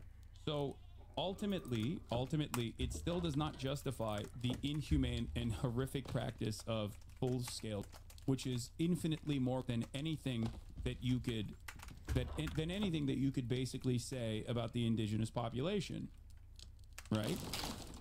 I would say to an extent, yeah. Like if you want to talk about like how the Spanish treated them, yeah, it was really bad. Okay, so it's a far greater, right? Like instead of fostering a non-hostile relationship with the indigenous population and collaborating with them, instead of doing that, full-scale domination it was the far worse in that process, right? Because human beings are still human beings at the end of the day. You can like reason with them, you can talk to them. There is no greater, in terms of like Olympics, like is up there. It's the worst thing you can do to a entire group of people. You're totally right. I completely agree with you, because like, yeah, you can't talk to them or anything like that. But what I'm saying is that I think that those people were others of them all the time. Like they were doing that too. This is, I mean, we're doing it right. Yeah. And so like you're saying that this one is kind of a little bit worse than the others. No, not a little bit. No. I think far worse. Okay. Far more damaging. Far more damaging historically and throughout time. Like, I guess my argument is like, I don't care if, like, for example, Jewish people in the Holocaust. Like if they were homophobic, for example, like I don't think that would justify the Holocaust. No. You agree with that, right? Okay. Yeah, then what your statements about Palestinian culture and the reason why a lot of people on Twitter are mad at you now is a similar sentiment being expressed, whether it was inadvertent or not, that their inferior culture is being wiped out, and you don't care if an inferior culture is being wiped out. Like that's the. I'm not going to support a culture that demonizes and people for their identity. I'm never going to support a culture that does that. It doesn't matter whether it's Christian, Islamic, or anything, atheist. Any time that a culture is people for their identity, that culture is, and they are committing an act of. It's completely indefensible. Well, you know, I think there are some issues with that sentiment, especially when you compare, for example, what the American government did in World War II. We support the Allied forces. We root for easy company, as my friend Felix Biederman always says, regardless of how America was segregated at the time, an incredibly unfair and inhumane practice, right? Americans were not exactly woke on gay people at the time. Americans were not exactly woke on black people at the time. There were horrifying things that we did to black soldiers in the aftermath of World War II, as a matter of fact. And we've gotten a lot better since. But but hold on. But ultimately, right? We still celebrate the Allied forces and their accomplishments in World War II, right? In defeating Adolf Hitler and liberating these. The problem is, in terms of like the analysis, in terms of people resisting against like Israeli occupation, a similar dynamic exists. These are guys who I don't agree with in terms of their own domestic affairs, in terms of the way that they govern themselves. But the problem is, they don't have, like, there is no opportunity for normal Palestinian civilians to go out and take it to the streets and like fight back against their own governments to be able to get to that point in terms of civil liberties for queer people. They've never had that opportunity. So I see it in the same exact way. Like, I ride for easy company, and I think that I am not going to sit here and criticize people resisting against the Israeli for that same exact reason, because it's a far greater than anything that people could potentially do is the thing. It's the worst possible thing you can do to an entire population. But they would be doing the two people based off of their identity. No, you can't imagine that, is what I'm saying. You can't, like, and you can't point to Saudi Arabia as a reason for why you think they would, especially when historically they haven't. And beyond that, there's never been an opportunity for them to be liberated so they could even fight back against so that normal Palestinians could fight back against, like, you know, whatever kind of religious oppression that might come afterwards. So your perspective is that you think that if Israel wasn't doing this, that Palestine would, like, basically progress through these social issues in the same way that we have. I think all people, when they no longer are subjects of colonial oppression, will inevitably come to that recognition, just like Americans did, where there is more breathing room, where there's more of an opportunity for people to fight back, in that, like, work their way through those hierarchical needs. And yes, queer liberation is a part of that. Feminism is a part of that. Feminist movements are a part of that, and that's how societies are allowed to evolve and you know, become a different version of what they once were. The problem is there's never been an opportunity for them. Now, having said that, just like I talked about, you know, Easy Company and the Allied forces during World War II, like, you root for them against Adolf Hitler, right? Because Adolf Hitler was doing it. And that's the same principle here for the Palestinian liberation, is that regardless of what their attitude is, regardless of what their cultural attitude might be, the governance specifically, because Hamas in and of itself is an Islamist fundamentalist organization that has evolved throughout the years, But having said that, it is still, you know, they're definitely guys who maybe I don't see the world in the same ways with and don't agree with their form of like internal governance. But I'm not going to spend a lot of time on that because their primary what? Yeah, it's pretty bad though. Yeah, I mean the way the reason why I don't spend a lot of time and emphasis on that is because their primary role for existence in general, as Palestinian statehood has evolved, or the Palestinian emancipation movement has evolved over There's the New World update. 6 years, they have become the only party that is ready to resist against the Israeli settler colonial occupation. So that's my analysis there. It's that it's not going to stop. Palestinian people are going to continue to be mercilessly and ruthlessly dominated by the Israelis, as they have historically, and I'm not going to fault and find ways in which, like, I'm not going to spend a lot of time on the disagreements that I have with either their tactics or even the way that they would potentially govern themselves, because I think it bears no basis in the grander scheme of things. I do criticize the tactics, especially like, I mean, that was the October 7th thing. I mean, a lot of random civilians and people that weren't involved were getting, it's when they do it and it's when Israel does it. Yeah.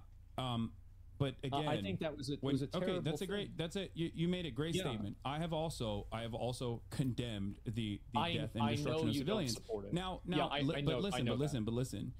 Going back to the Nat Turner Rebellion, or the Haitian Revolution, or the Algerian Revolution, or the struggle against in South Africa, history is riddled with actions that move the needle in terms of liberation. But when all is said and done, you don't think about the practice of putting a tire around collaborators in South Africa and lighting them on fire. You think about how gross and inhumane the practice of the maintenance of the was. Because if you spent a whole lot of time on what the tactics of the liberation were, it would almost come across as a justification, right? And that's my point. Okay. So you think, like, and I could see where somebody would think that. Sure, I could see where somebody would come from that perspective. I don't really think that it's justified at all. I don't think that we should be with them. I don't think we should be funding Israel. I think it's disgusting. Yeah. It's a waste of everybody's money. Like you were talking about universal health care earlier. I think it'd be a lot easier for us to do that if we weren't shipping a bunch of resources overseas to random people. I totally agree with you. But I very much think that it's wishful thinking that the moment that Israel stops attacking Palestine, or Palestine has some degree of independence, queer liberation is going to begin. I think that will only happen in the situation where a no longer exists in any. There's my performance. Again, has never existed in Palestine. Regardless, they've never had a form of governance, let alone, especially because do you think they're not making decisions based off of religion over there? Yeah, there is no at all. They're not like following the rule of Islam or anything like that, or whatever your understanding of it is. No, there are religious fundamentalists within the governance structure, but once again, it bears no. It's not a part of the decision-making structure. So where do you think they got the idea? It's not a significant aspect of their. It's not a significant aspect of their day-to-day existence, because where do you think they got the idea to gay people then, or to put them in jail? Where did that idea come from? If it wasn't from religion. What do you mean? Well, where would it have come from? It is ultimately irrelevant in the grand scheme of things, because they are still under a permanent occupation. That's my point. But it did come from. My point is that it came from a religion. Okay, is a religious. Okay, it's conservatism that you're criticizing, not specifically would be the final stage of conservatism in general. But what you're not recognizing in this process is that Palestinian civil governance, in terms of like, their mistreatment of gay people or anything like that, is totally and utterly irrelevant, especially when the only thing that we are doing in terms of our intervention there is to literally galvanize people with some more fundamentalist, some more reactionary perspectives by every single person. True. So if I your completely agree goal, with you. if your goal is to, if your goal is to allow, if your goal is to abolish, destroy it in general, you can't keep these places. You need to allow these societies to redevelop, The capacitor is empty. and then civil liberation will come. Just like in the United States of America, some form of that has existed, some form of that occurred because a lot of gay people and their allies fought long and hard, and inevitably in 2013 we allowed gay marriage to happen legally, right? even though there's always going to be a constant push and pull. There are still plenty of people who are trying to take that back as well. But my solution for that is never to and people who have these opinions. I don't think that that's the right option either, but I'm not going to support a culture of people where that is the default. And I don't think that it's as simple as saying that because we're them and because this Maslow's hierarchy of needs is happening, that this is the outcome. They like, I don't really see how it's congruent. That You can see how it's inconsistent though, right? Because like you're saying that you don't want to like a religious enclave, a white religious enclave in Alabama. I don't want to bomb Israel. But if they were being, I don't think you would sit idly by. You say this is completely inappropriate. You wouldn't be like, well, they're inferior in terms of their culture, so they kind of, you can make up your mind on whether they deserve it or not. But I don't remember the exact quote you said, but like I'm pretty sure it was something along the lines of like, they're gonna get, and because they're inferior, that's fine. So if you view your fellow American citizens as human beings, the Palestinians are no different in that regard. I think it's definitely different if you're talking about people that are from your country or not. Absolutely, it's different. Wait, why? Well, because they're part of your country, they're part of your culture. You're accountable to them in a completely different way. Like, of course, I'm going to feel more accountability and I'm going to care more about somebody who lives in my country than somebody that's across the world. Of course, I would think that. It's not even a question. No, they're not. Wait. But the underlying fundamentals here is that they're human beings with dreams, Sure. and different opinions, or maybe even and the same as opinions us, and same exhibiting the same stages of life that you're exhibiting, and therefore all life must be cherished, and their lives should be no different in your analysis. If we're looking at like right and wrong, their lives are no different, even if they disagree fundamentally with you culturally. They don't deserve to be. No, I don't want to have them. Like, that's why I don't want to support Israel. I don't want to have anything to do with it. I don't want to support this. Okay, I don't but want to have Israel is anything still to do with it. bombing them, and Sure. and when you say one culture is inferior, in the process of them saying that you're okay with them being and not saying that you support them, makes it feel like you're fine with the way that things are unfolding. I don't want to involve and entangle the country in another issue like that. I don't want to be involved with it one way or another. And no, I don't think that if they stopped they would just start being accepting of these other people with these different identities. You don't know, because we've never we do experienced know, that. because there's other countries that are part of that same region that have the same laws, like Saudi Arabia or Qatar. They're not the same people. You do understand that, right? Like even culturally speaking, they're coming from the same culture, and they're coming from the same. Fuck! I better go green this time. Asmongold. Do you really think? I don't know how to describe this to you. Well, one, because you're talking to someone who is from that culture and from that region, who is like of a Muslim background, comes from a 98% Muslim country, so. And you know what my opinion is in general. You know what my worldview is. So I think you understand there's a genuine diversity of thought there. Monopolizing an entire region of people is literally just... You're allowed that diversity of thought because you're not there.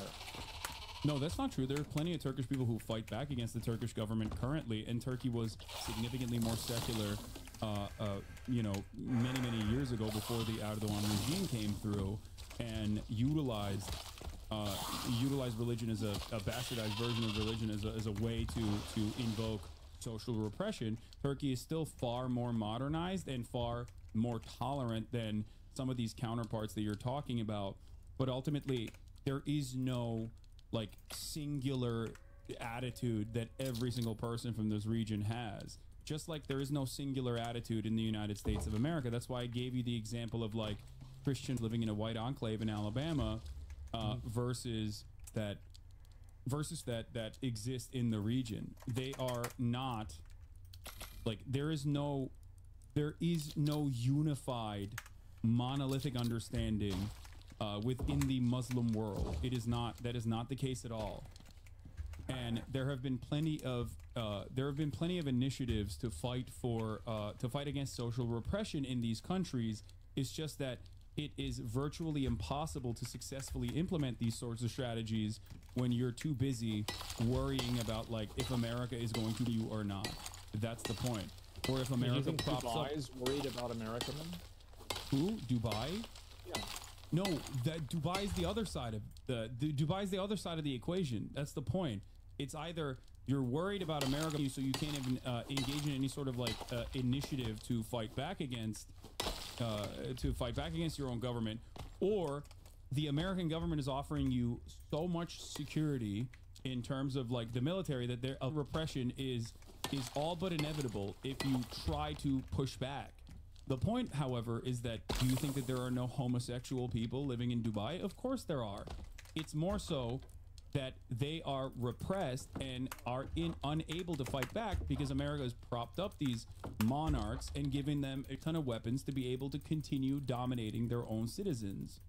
I think that you blame too much of all of this on America.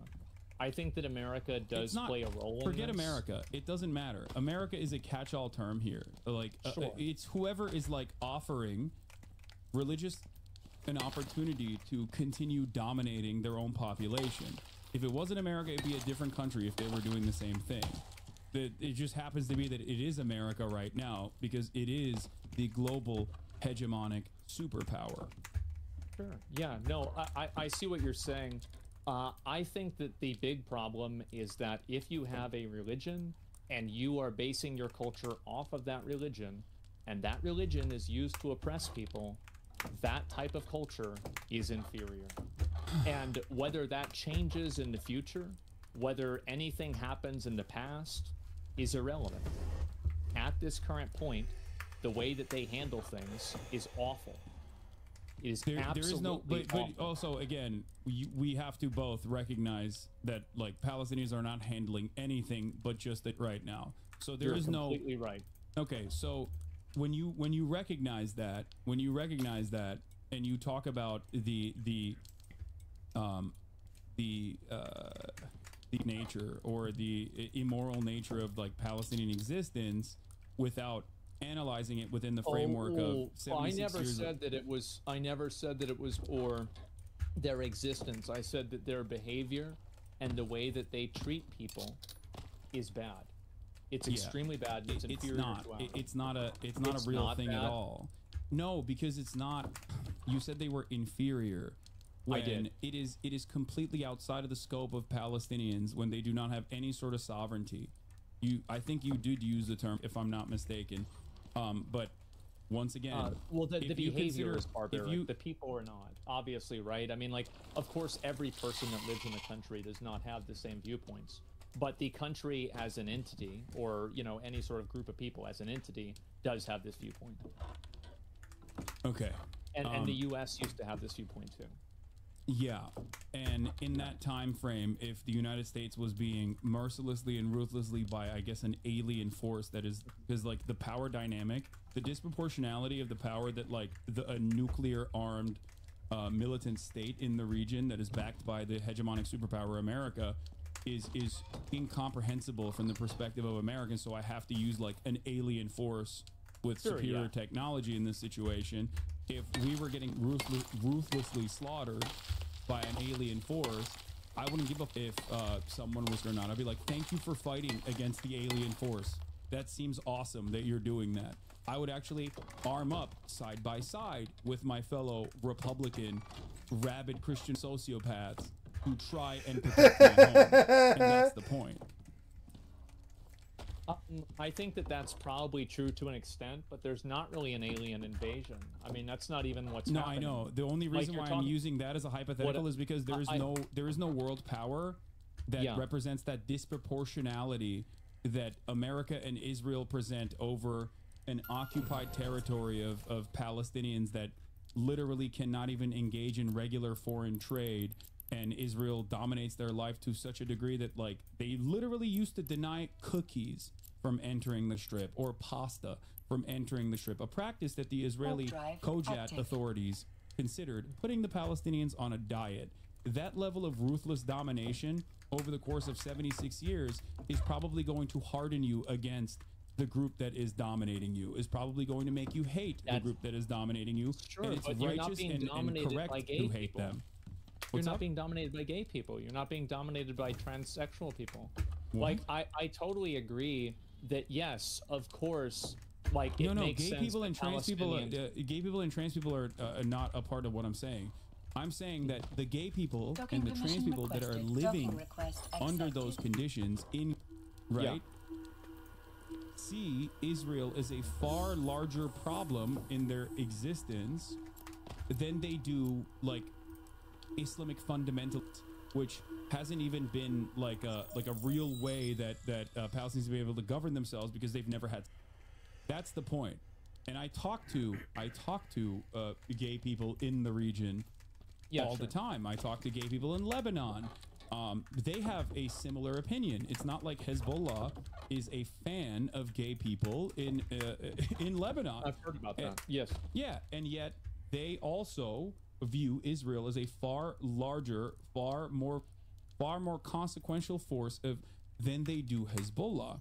Now, there are naysayers. You will find some people who are like, "Oh, I'm so glad that Israel is Lebanon." As a Lebanese person, certainly, but that is the reality that unfolds time and time again. And there are a million historical examples and a million contemporary examples I can point to when a much larger sovereign nation comes in and blows up your house. All of a sudden, you're not thinking about sucking, okay? You're just not. You're not thinking about getting gender confirmation surgery or being able to get your HRT on time. You're thinking, oh my God, my house exploded. What the do I do? You're thinking, I have to run. And you're feeling grateful for people who are fighting back. That's just it. And that's the existence for Palestinian people. It's just that they're busy being like, I want cookies sometimes. And that would be nice if I could get it. And that's on a good day, by the way. On a bad day, like yesterday, they're thinking, oh my God, my family members burned in a tent hospital in Al-Aqsa because Israel lit it on fire. Well, who says Israel's good? Israel, like, I don't think anybody thinks Israel is good. But I'm just saying that, like, that culture, and, like, again, it's if not you go back that to it, culture is my point. You can't monolithize an entire group of people, Asmund. That's the point. No, you can't. But what you can say is that the people that are controlling it, like you said with Hezbollah, these people are not fans of this, and I'm not going to try to be guilt-tripped into picking the lesser of two. And I don't think that after this conflict is over, if it ever ends, I don't think that they're going to magically get simple missions. Check the board to see what's available. There's always something to do. If you want to take on more complex assignments and get more time with yours truly, you'll have to craft an infrasonic relay device. UDA's way of keeping out freshfoot prospectors looking for an early grave. Oh, almost forgot. One last thing. Cinetai have come up with a fancy new way of shipping your exotic hauls off-world. They're calling it the Orbital Exchange System, OES. Abandoning all your planet-side tech is a thing of the past, if you prefer. Chuck them in the pod, and it drops it all off at the station. Pretty cool, huh? It's free for now, while they're still testing the pods. Who knows how much cash they'll rake in from this later. OES schematics should be available, if you want to build one. Good luck, Prospector. Try not to die.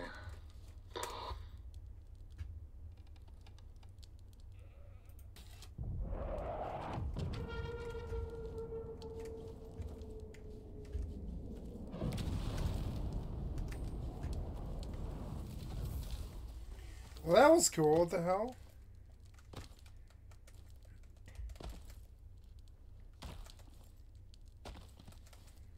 This game's so good. If the storm didn't destroy your house, it'd be so good. A hastily built drop pod for delivering prospectors' exotics to the station for processing.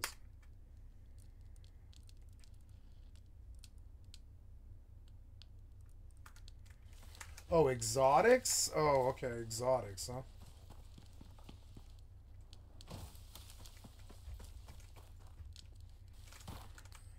Oops.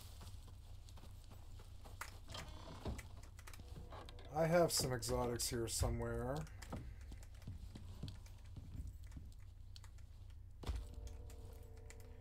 I just don't know where. Maybe there were no, they're exotics and to send to orbit. Okay. Well, it's not much, but it's something. Let me through, damn it.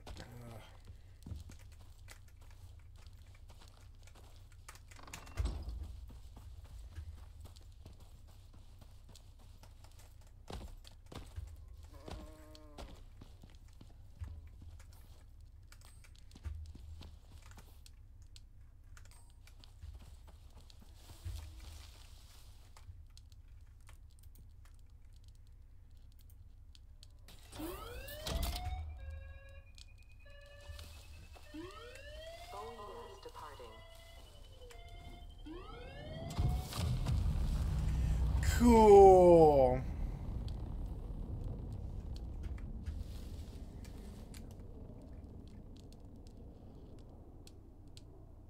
I love that.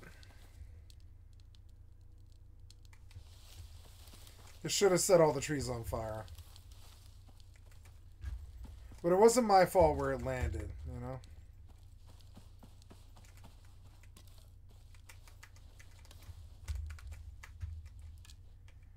Oof. I think, yeah, it's like, I think I'm like doing this whole new world patch right now, and it's affecting me.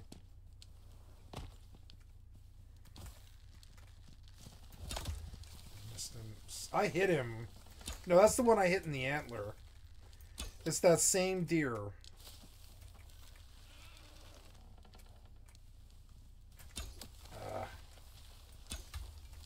Missed him.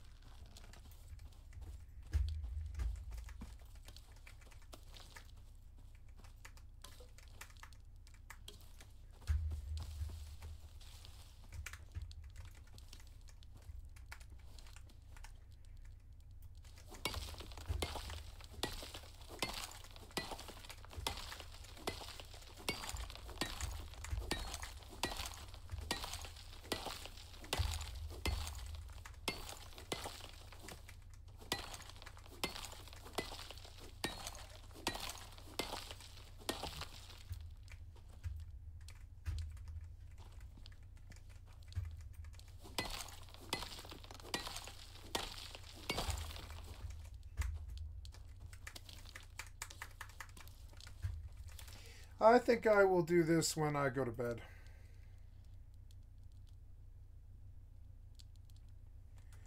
Just pause for the moment.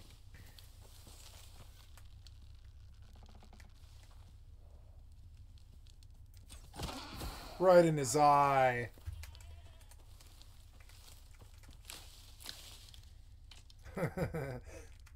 He's like, what? Sorry, buddy.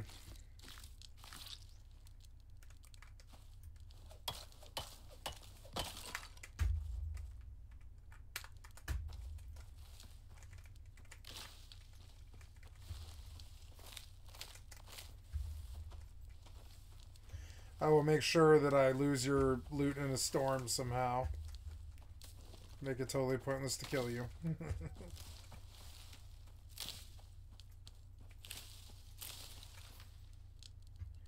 I'm gonna range north, I guess.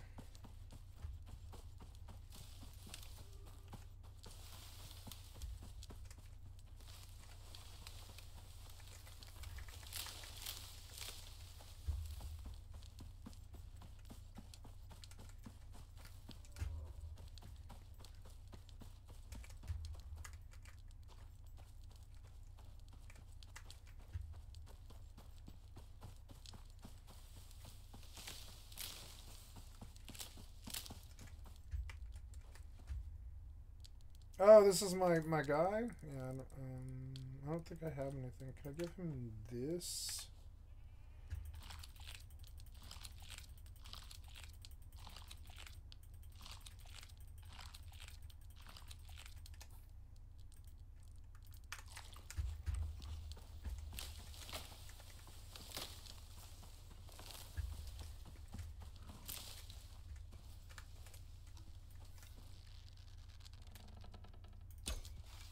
This thing.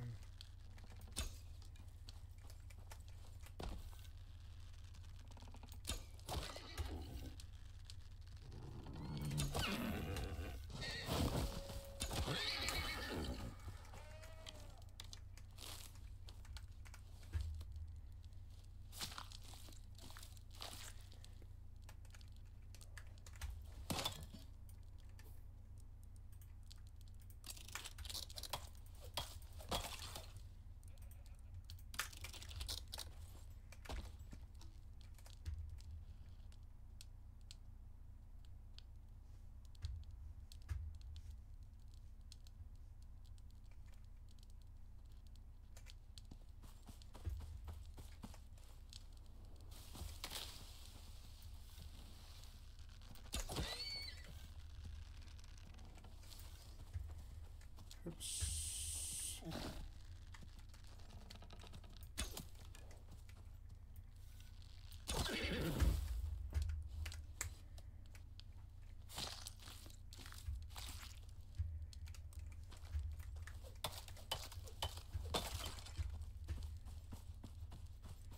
7 a.m. I fucked around all night. I didn't sleep. What time is it now? It's 11:30. Yeah, I've been at this like 10 hours and stuff. Tomorrow's a big day, so I think I might go to bed here. Beautiful game. I like this game a lot. It's fun to get further in it and see further and more of it.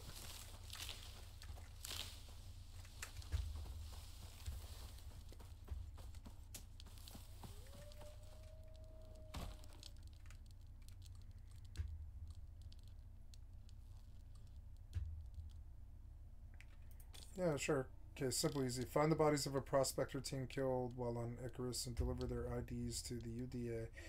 So, craft some tools to help out a new prospector to deliver by the something request.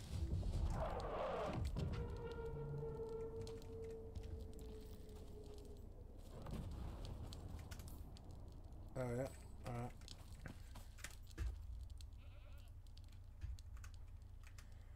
Okay, so I go out and I go to that, I guess.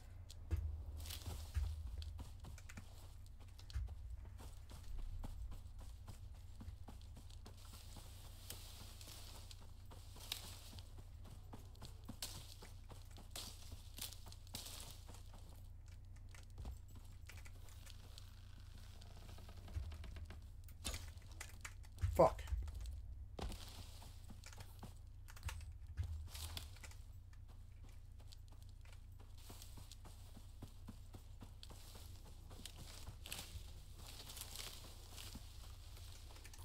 Oh, I'm completely full. No. Oh, I didn't think about that. Stupid inventory problems.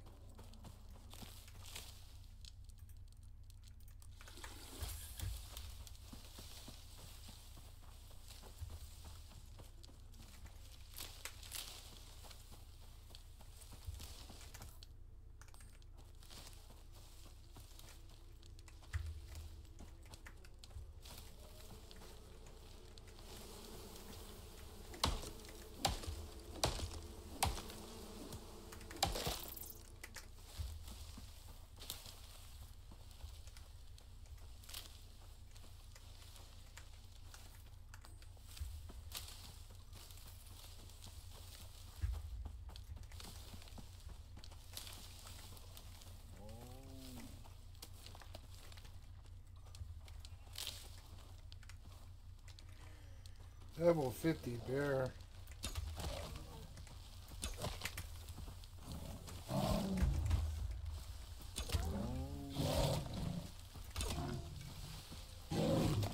Fuck!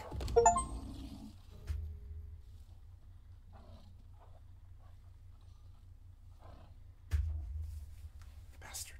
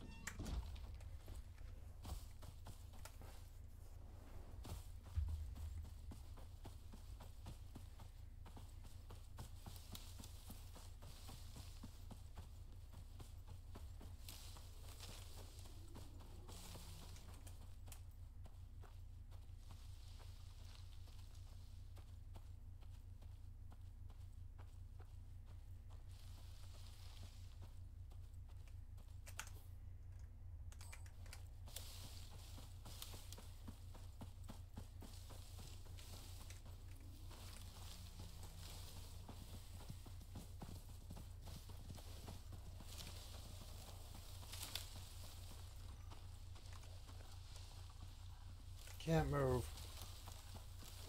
Wedged me.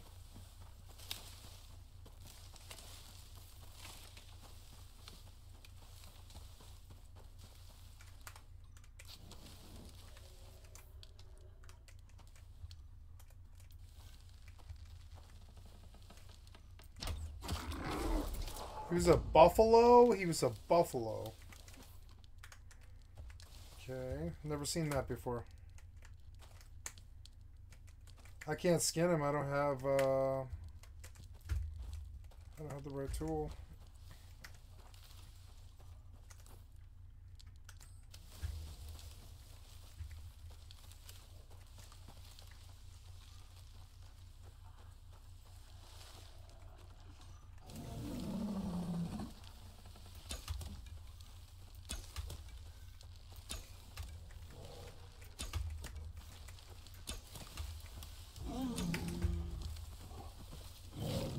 Fuck, no, no, no, no. I want to bait him. I want to bait him. Come here. We'll use this cliff. This cliff will do. Fuck, he came down right after me. No. Fuck, come on, man. In the time it takes me to draw that bow, he's already killed me. Come on, man. Fucking annoying.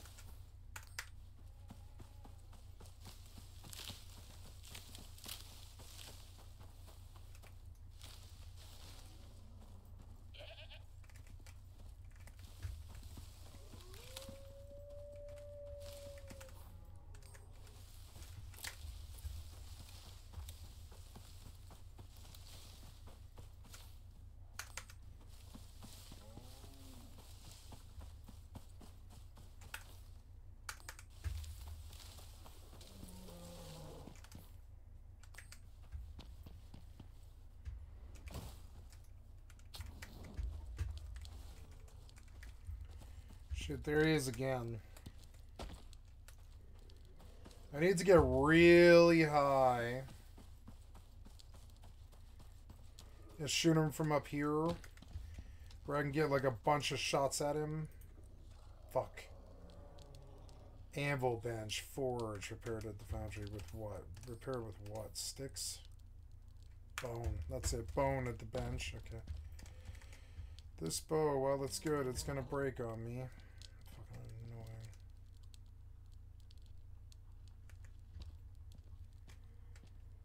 Where's this bear? Maybe I should just go get this done, huh?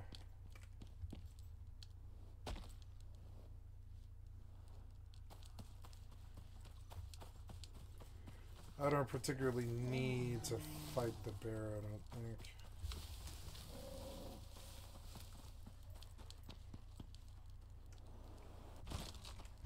That sucked.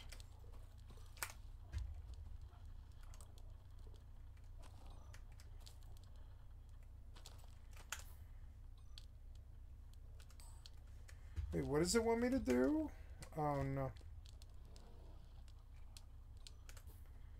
Search the area for fallen prospectors.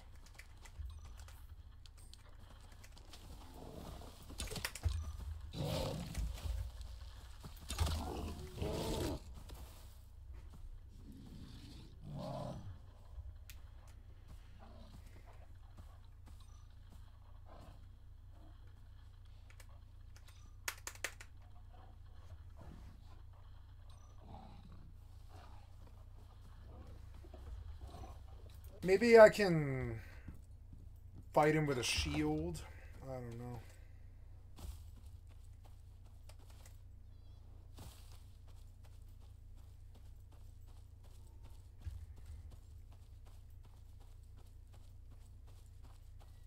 I like that the game's hard. I like that they did this challenge. I think it's good. It's very well done. I actually don't have a complaint about this. Challenging. Get together and just let gay people do what they want. I don't Okay, but think that's what's going to happen. you're imagining a world without any sort of evidence by pointing to other countries in the region that are literally directly at odds with these two groups of individuals that are directly funding and facilitating and allowing Israel to continue doing this kind of thing by pointing to them and saying, well, this is just the nature of this people. And that is not the case, and that is my point. Well, it's not the nature of the people. It's a culture. It's an ideology. It would be like saying, sorry, America is an inferior culture circa 2013, or America is still an inferior culture when Trump inevitably wins in 2024 and implements some of the things that they wanted to implement in terms of, like, the Supreme Court has openly stated that they want to even revoke the Obergefell decision. Like, when that happens, I don't think you will say America is an inferior culture. I think you will say that there are a lot of religious fundamentalists that have overtaken this government and is now moving America in the wrong direction. And if you can understand that for your fellow citizens... I would say that. I would say that it would become inferior. Absolutely. Okay. And I think that if you compare our culture that we have now to 20 years ago, we are superior than we were 20 years ago. And I think that if you look at 40 years ago, it's even more the case. And I think it continues to become more. So you understand that. That's great. Okay. So my point, however, is that now add on to that equation a military force that is so much more powerful that, like, there is no global current existing counter. Like, I can't say this about China. Like, the difference in military might between China and America is that America is still far greater in terms of military superpower than China is. There is no comparison between the disproportionality of the Palestinian people face from Israel and America that like suits the bill of, like, Americans potentially being dominated and destroyed. If Donald Trump was, which is the reason why I use the hypothetical example of an alien force with, like, mega nukes or something that can just, like, wipe out entire cities overnight. Just to help you understand the proportionality of this that Palestinians are subjected to.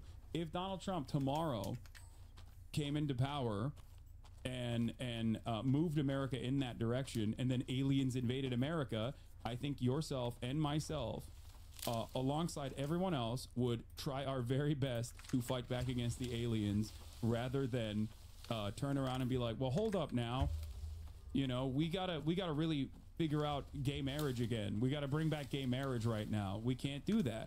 And that's precisely what has happened to the Palestinian population. I don't think that's what's going to happen. And I understand, like, I feel like you are very optimistic about this. I don't share that optimism. I'm not. I don't think I'm realistic because it bears no basis. Like the cultural hangups at this moment are utterly irrelevant. Just like African tribes and their practices of like maybe or whatever the people said at the time, some of which was true and some of which was not. Did not justify chattel slavery, or the Nat Turner Rebellion did not justify the reaction to continue the dominance and the practice of chattel slavery. I think that there's nobody. I don't think there's anybody that's like justifying any right. I'm not justifying. I don't think anybody would justify. I know, but I think that when you say that they're an inferior culture and I won't defend them, understandably people think, oh, okay, so you don't have an issue with the way things are unfolding currently. I mean, I think that people are going to interpret things however they want to in order to make it seem like it's something that fits their worldview that they've already decided on. Fair, I think would you say it's fair that people make that would make that assumption about your statements when there's an ongoing that you consider to be inappropriate and unjustifiable? I think that it's bad. For sure.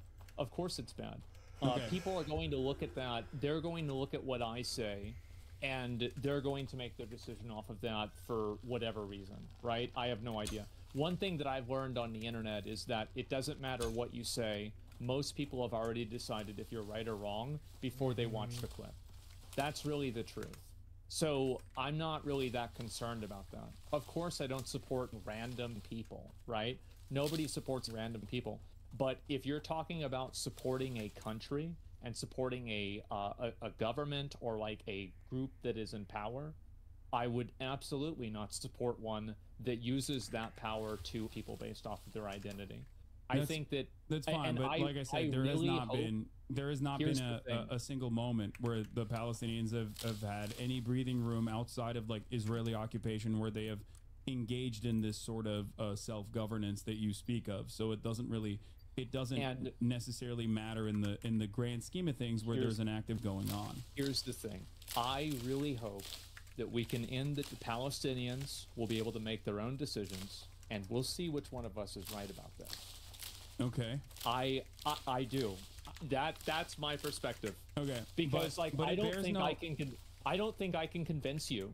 And I don't think you can really convince me about this, but I think that we do agree. No, I'm saying it doesn't matter. To me, it doesn't matter because it's not because I don't care about it. Of course I do, but I understand, as do you, by the way, that is the far greater, that it bears no basis in my analysis on whether it is right or wrong, as do you also admit. So I'm not going to sit here and be like, well, Palestinians are, especially because like they're not. And I understand that Palestinians are people just like Americans are. Right. And that some have these kinds of opinions and others don't. And ultimately it doesn't matter. Like the way you just said earlier in this conversation that of course you're going to have a different way of analyzing your fellow Americans, right? In comparison to the way you analyze and interpret this entire region of people. That is like, whether, I don't know if you recognize this or not, but that is like at the heart of right-wing sentiment or bigoted sentiment, which then opens up the floodgates to a lot of other justifications that befall the Palestinian population. Whether you're doing that inadvertently or not doesn't change that dynamic. Because are we really trying to say that people are going to have the same values? They're going to care about a group of people across the world just as much as the people in their own town? Like I think that that's just so divorced from reality. I do. I genuinely do believe that, and I personally have that opinion. So yes, I am telling you right now 100%, and it's not because I'm from Turkey or grew up in a Muslim country that I have this opinion. It is an opinion that I have, and that's precisely the way. That's precisely the reason why I say to you right now that there are people that are directly at odds with the way I view the world. There are people who want to kill me, and I still wish the best upon them. I mean this genuinely. I want them to get healthcare. I want them to have educational opportunities. I want them to have a ladder of upward social mobility, because I truly believe that if they had these material freedoms, that it would be less likely for them to become right-wing. There are people who want to me in general. Like, that's my point, and that's how that is exactly how I view all world conflicts. That these are people. There's a diversity of opinion amongst any group of people, and there is nothing different about them, regardless of where they were born, regardless of what they believe. That if given the same exact opportunities, if a Palestinian that was instead born in the United States of America, they would be just like every other American. There is no difference between the way they see the world. There is no value that is like genetically brought upon them. They are all responding to stimuli in the same way that you are. They're responding to their material conditions in the same exact way that you are. The only difference is they were born under a colonial rule, an occupation that is very brutal and very humiliating, that dominates every aspect of their lives, whereas you and I, myself included, were born in the United States of America, and therefore we have a tremendous amount more freedom in terms of like in terms of what we believe, what kind of opportunities we want to pursue, and we don't live in a religious theocracy, because that would be worse. No, it's not. There is no intractable quality of people born under a religious theocracy. Like, no one, if you were to talk to regular Saudi citizens, or regular citizens from Qatar, or regular citizens from Dubai, there are plenty of people who don't like that form of governance, who want something to change, who want to change their governments so that they can live free lives in the same way that Americans, to a certain degree, in comparison to those other countries, can live freely and express themselves sexually, even though there is plenty of setbacks here in modern America as well towards trans people, for example. And the only difference is where they were born, and I don't think that that is a sentence of that automatically means that they're immoral people. I do not make my assumptions about an entire region of the planet just by the nature of where they were born. I talk to people as they're human beings. If you took everybody that was in China and you put them in a random place, what do you think the laws would be like? Do you think they'd be like Chinese laws? What do you mean? Like where? Like if everyone in China was born in the United States of America, I think that the American governance would be exactly the same. It's entirely dependent on the material conditions, and it dependent on geology, dependent on your natural resources. Like, I don't know how much more they would differ, but if a ton of Chinese people immigrated into the United States of America, for example, as they have, yes, they would become Americanized, as is the case with undocumented migrants, for example. There are plenty conducted on this as well. We can talk about that too if you want. I think that's so that's a good point, but I also think that whenever you've had large contingencies of people from other cultures that come into, like, let's say the UK, they have tried to push for other laws. They have tried to change the laws there. They absolutely have. What do you mean? About like people pushing for new laws? Like in terms of what? Like, in terms of how people can express themselves, in terms of how people can act in public? Yes. You need to elaborate a little bit. I'm a little confused about what you're saying. What I'm saying is that there have been a lot of instances where people that have come from another country, that come into a new country, make the new country like their old country. I think that's what would make sense. Is there an example of this in modern history, or in any time in American history at all? Christianity? An example is that, so I live in Austin, Texas, and I can drive over to other parts of Austin, Texas that are a lot closer to Mexico than they are like America. They have Spanish names, and there's a bunch of people there because a lot of those people came from another culture. Absolutely. Wait, I think that's Texas the same everywhere. Texas is probably the worst example for this because of the war. Well, no, because Texas, like the border and the everything. border crossed them is what the common sentiment is in general. Right. But in terms of like Texas culture, I mean Texas. Here, I'll give you actual data on this. Right, they're conducted on this stuff all the time. There's always a new group of migrants that are coming from a specific part of the world, whether it's because they're like economic refugees, economic migrants, or if they're like escaping war or some kind of like political struggle in their on the home front, right? And whenever there's always there is a resistance to that, and the qualities of that resistance, like that immediate reaction, doesn't necessarily change until they become a part of the in-group. A great example I can give you is the Irish, for example, or the Italian migration that has occurred in the United States. Where do my America. fucking Similar arrows go? attitudes It were drives me demonstrated crazy how towards this Italian happens people, all the Irish people. time. Oh, they're changing the culture. Bro, like there are so many redneck, like Hispanic people here. The super Republican, yes, and they are the ones that are always about build the wall. Yes, no, you're completely right. Okay, so they become Americanized, and there's data for this as well. So the data shows that my by the arrows second go? generation, the data shows that by the second generation, regardless of where people are coming from, whether it's Guatemala, whether it's Mexico, whether it's Latin American country or Norway, by the second generation, or China, Americans assimilate almost completely, and by the third generation, they have completely assimilated. And there are examples of this around you that you can probably point to, people that are maybe 2 generations removed from being fresh off the boat, or 1 generation removed from being fresh off the boat, that are impossible to associate with anything but American culture. The people we had in my high school, we had a lot of Eric Hernandez's. Yeah, so I totally understand what you're saying. So that is what I mean when I say, like, most people that come from other cultures that are deemed inferior or declared different ultimately do end up assimilating to the culture of the country that they immigrated to. Well, generation by generation that changes rapidly.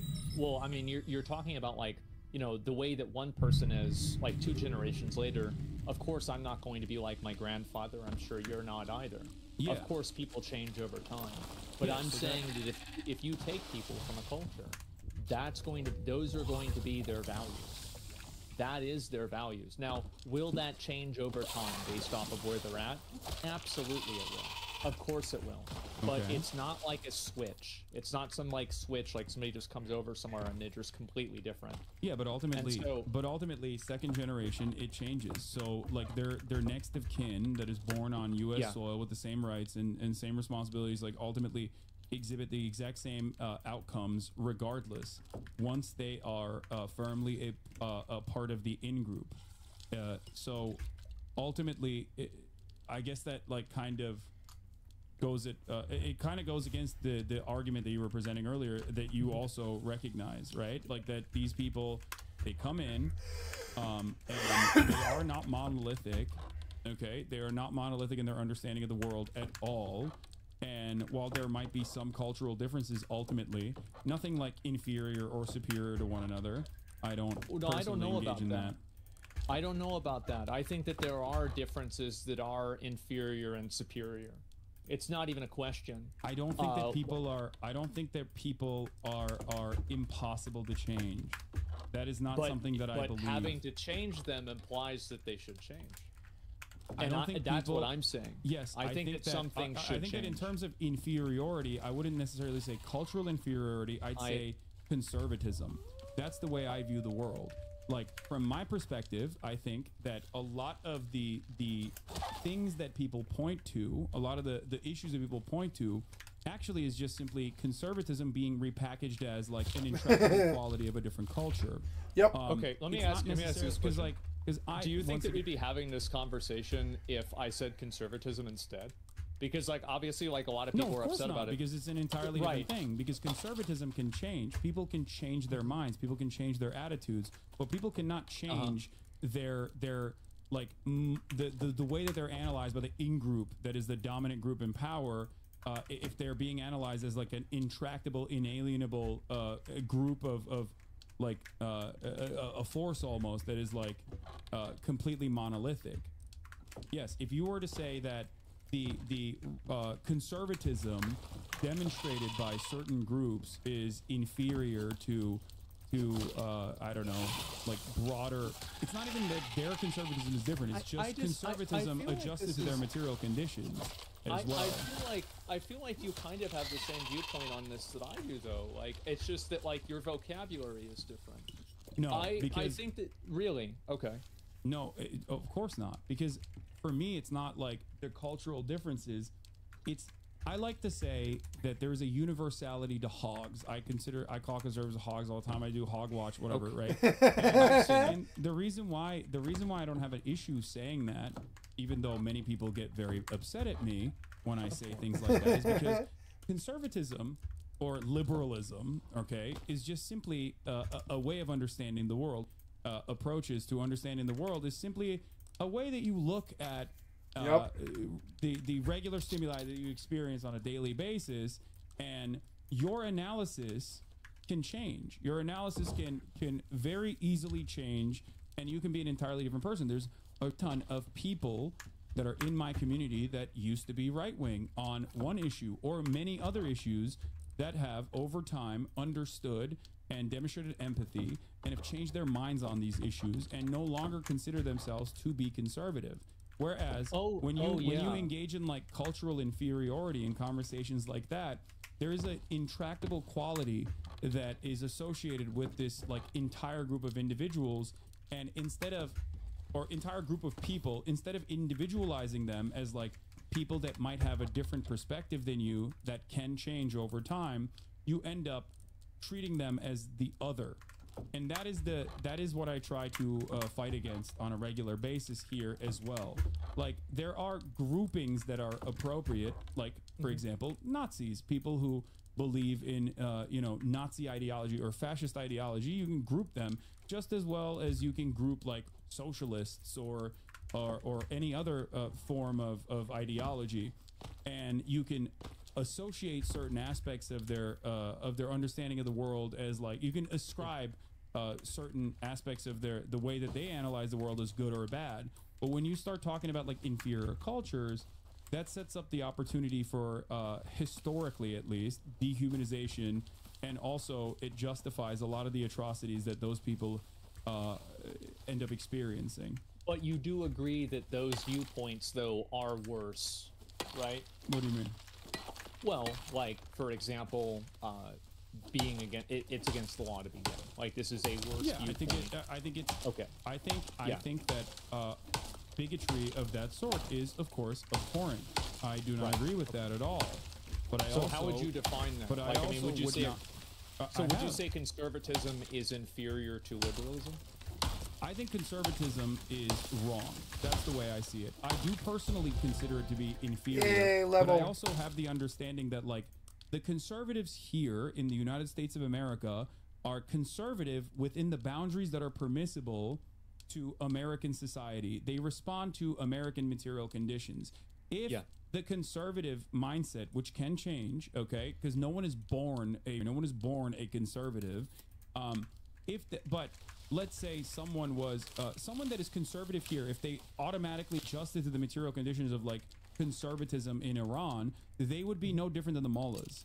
That's my opinion. Like, and that's precisely the reason why plenty of Americans. Yes, I totally agree with you about that. I think that if you got together a lot of preachers in like, these southern churches, you group them up with people from the Taliban, I think that they'd have a lot in common.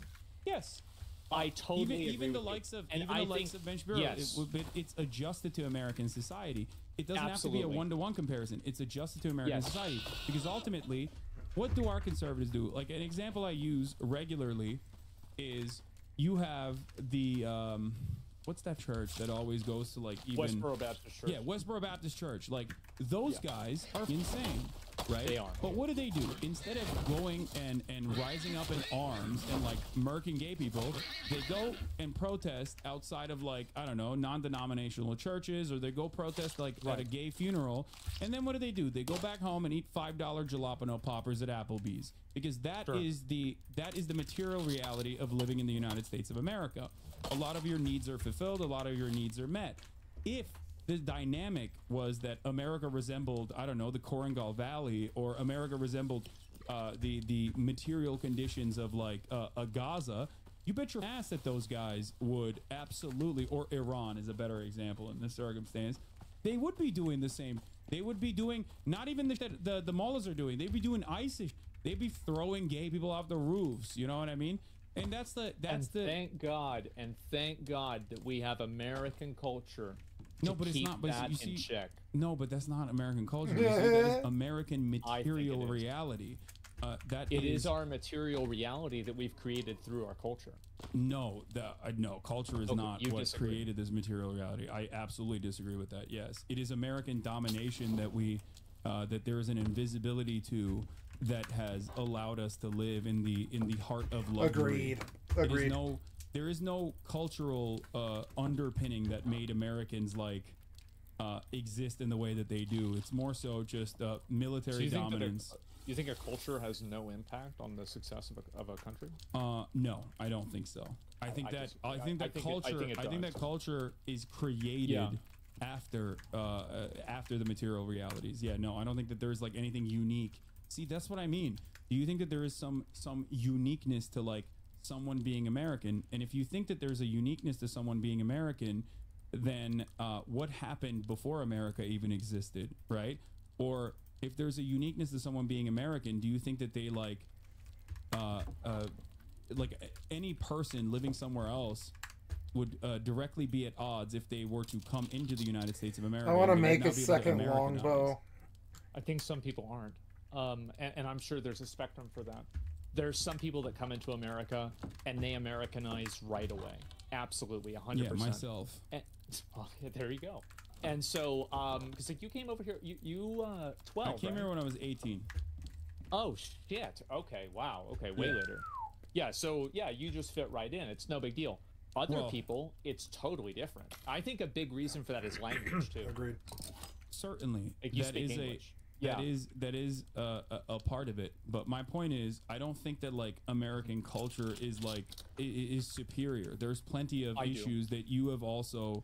Yes. There's plenty of issues that you've also mentioned in American culture that makes it, you know, there's plenty of issues with American governance right now that I don't think it like America is a superior culture at all. I don't think that there is any reason to have these kinds of conversations. What? I totally agree with you about that. And I think that the evidence that it's a superior and great culture is the fact that we can talk about those things openly without any fear of negative repercussions. Well, I think it is. I do. And think about how many countries do not enjoy the privilege that we have right now. Yeah, and it's that because, is why it's because they're constantly, if we're talking about like countries in the global south, that is directly a consequence of being under constant domination. That's the whole point. Oh, I mean, come on. We both know that there's plenty of countries that are not under. Well, what about China? What about Russia? Right? No, I mean, that's a great okay, you just brought up a great example. You brought up a great example. Okay. America, and you will see this, we're starting to experience this right now, but you will probably start seeing this a little bit more. Has not had the bountiful and fully liberated attitude towards our First Amendment throughout even American history. And that is going to come back right now. The only reason why America gets to be the way it is because it was the domineering force on the planet for a very long time without any sort of real threat. During the Cold War era, we had the McCarthy trials. Being a communist is still technically illegal in the books, but no one really applies it. Is that true? Yeah, it's technically illegal to be a communist. I'll take your word for it. That sounds insane. The Espionage Act was directly designed during it's technically legal, but we don't enforce it. Stop people from speaking out against the war efforts. Like, so sure. Even throughout American history during the Cold War, and even before that during World War II and even World War I, there were plenty of instances where naysayers were actually jailed. Something that seems insane to contend with now in current American existence, right? Yeah. Exactly. Horrible. And yet, historically speaking, revolutionary figures have not only been imprisoned, but also been assassinated by the American state. specifically black revolutionary figures in our history. And that was because... Or attempted to assassinate Martin Luther King. Yeah, so, well, he was assassinated. Yeah, but like, was that... But like, what I'm saying is, like, it was not really determined that it was from the U.S., but the U.S. had... I see what you're saying. The point is, you do that when you are afraid, when you don't have, like, weak governments, and governments that are worried about complete control, engage in these, like, authoritarian acts. And yes, America, I suspect, especially with like China growing in power on the global stage, engaging in a lot of soft power initiatives, especially, is causing American society and American governance to become once again as restrictive as it once was during the Cold War. And I think that we will see a very different understanding of the First Amendment. And I can give you a current understanding of the direct of the First Amendment and free speech as we know it and understand it. Laws: boycott, divestment, and sanctions against the state of Israel.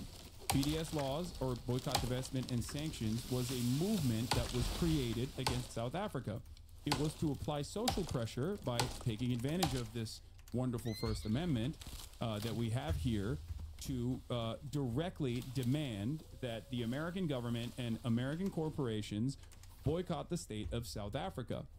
Now, Israel was a big ally to South Africa at the time, and they learned from the lessons of South Africa, as the movement was very successful in creating a ton of pressure and making South Africa as a state into a pariah state. And what happened at the end of the day, South Africans also recognized that they were becoming a pariah state and could not continue their normal existence with like their Western collaborators and whatnot, and inevitably the ended. Israel learned that lesson and decided to lobby the American government and lobby American Congress and write direct laws that are in contravention with the First Amendment. In 32 states right now in the United States of America, including the state that you're currently in, if you want to be a public school teacher, you have to sign a piece of paper, at least now. I don't know if you have any family members that are school teachers. You have to sign a piece of paper that says you will never participate in boycotting or demanding sanctions or demanding divestment from the state of Israel. Holy, are you kidding me? Yes. Oh my God. What a joke. I never heard of that. So that's so stupid. So that paired up with the new... I mean, like, no, here's the thing, right? That's terrible. You're totally right. Yeah. That's all, like, I mean, because, yeah, this is bad. Okay. I don't know how this happened. I mean, that happened over many, many years of people being like, well, the Palestinians kind of deserve it because Israel's our great ally and it's the only moral democracy in the region. And it's the only democracy in the region. It happened with a ton of efforts to propagandize Israel's position as what it actually was not, which it was directly at odds of. And most people are completely and utterly unfamiliar. And any kind of person that was criticizing it, like a person like myself, was immediately branded for calling into question this foreign nation and their direct lobbying efforts to undermine American First Amendment laws. You got labeled as the of the day, didn't you? Of the week from SolveAntisemitism.org. Yes. Yeah. So like, and I do want to make sure that like it's very much established that like in the same way that criticizing you know, any sort of like Zionism or Israel or whatever is not, it absolutely is not. I don't think criticizing the outcomes of certain cultures is any form of I don't think so either. No, but I don't criticize, but I'm not talking about like Jewish culture. Do you see what I'm saying? When I talk about Israel, I'm talking about the direct actions of the Israeli state as it stands. Right. It's direct actions that are the maintenance of a state. I'm not talking about like an intractable quality of like Jewish people that makes them immoral or inferior to anybody else. I don't believe that. I think that it's of course. I think it really like you can't. If you look at people through like a, I guess like, I don't know like really what the word is for it, like basically just like a statistic. I think that looking at people through statistics is fundamentally dehumanizing. Right. Of course it is. It's by definition dehumanizing. But I think that you can look at the actions of the people that are in charge of those countries and say that those actions are not actions that you support. Yeah. in the same way that you do. But I also rate on a curve. I also rate on a curve in terms of like what is immediately in front of me. You know. I understand. I don't like the tier list idea. I see your point of view. But it's not a tier list. It's just like there is. Well, in terms of not being a tier list, there are certain things that are there are certain things that go beyond, and I think everyone kind of intrinsically understands this. Like there are certain things that go beyond the tier list, right? Like there is no like I don't like I consider the Holocaust and the Nazi government engaged in to be morally repugnant, like one of the worst things that has ever happened. It historically, and I consider chattel in that same vein, and the maintenance of it. Not good. Yeah, and so I don't think or care about like the way that German Jews operated or their understanding of like homosexuality at the time. That bears no basis. Just like I don't care about the Warsaw Ghetto Uprising, like being. I think that it was the moral and righteous thing to do. The Warsaw Ghetto Uprising was the correct thing to do at the time, and that's because I look at the far greater evil and the far greater in that circumstance, and I consider it to be unproductive to think about like what people did in resisting towards that, because as long as it never meets the standard of the dominating force, like ultimately it doesn't matter. I'm not going to hypothesize like what German Jews would have done if they had the same military power that Germany did. Would they have dominated like the Volkish German society in the same way that like Nazi Germany dominated the Jews? No, I don't think so, and I don't. There is no evidence that they would do such a thing, and that's my perspective on the matter. Well, I think the same thing, for that, and that's how I feel about the Palestinians. I understand that. Well, I mean, I feel like a lot of Palestinians. I mean, I've seen videos of Palestinians celebrating 9/11. Right? I mean, Palestinians. I mean, I'm not sure really whether this is entirely true with all of them, and also like, but like, I don't even. Do you fault them for celebrating like? I mean, there were Palestinians that were celebrating like Iran, Israel, for example. Iran did a retaliation against Israel. And they said that they were going to hit two air bases, and they were going to hit the Mossad headquarters directly inside of Tel Aviv. Do I fault somebody, not Palestinians, let's just say anybody, for celebrating the deaths of a lot of people that are innocent? Yes, I think it's bad. Do you think that if Jews were celebrating the of Dresden, would you fault them in a similar vein? I would say that it was bad, yeah. It would obviously, if they were to see like falling over Dresden and they were like, wow, this is sick, like we're gonna get liberated, I think like things are changing, I would not fault them. I think that they have every right to do so. So I think that a lot of things you can understand why somebody is doing something. And for the record, I also think like Dresden was like the book of Dresden, for example, was considered to not be appropriate in terms of like all the civilian infrastructure and civilian targets that were destroyed, which is why we applied new rules of war after World War II. But even then, in that very moment, I would never in a million years turn around and be like, man, these Jews like these Jews in Dachau are sure getting a little too excited about the book of Dresden. Like I would not say that. I don't think you would either. I don't think that it's really something that like you would focus on a lot, but I think that it's easy to acknowledge innocent people isn't a good thing. And of course it can be understandable and things can have an explanation, but the explanation isn't necessarily a justification, if that makes sense. So like I see your point of view and about how like there's a certain degree of this where it's like understandable, and I agree with you that it is understandable. But I think that understandable bad behavior in a lot of cases is still in fact bad behavior. And I don't really think that like it's impossible to know what somebody else would do in a circumstance that they're not part of. But what I do know is that when I see a group of people that are celebrating a bunch of innocent people getting, then I think that that group of people is doing something that's wrong.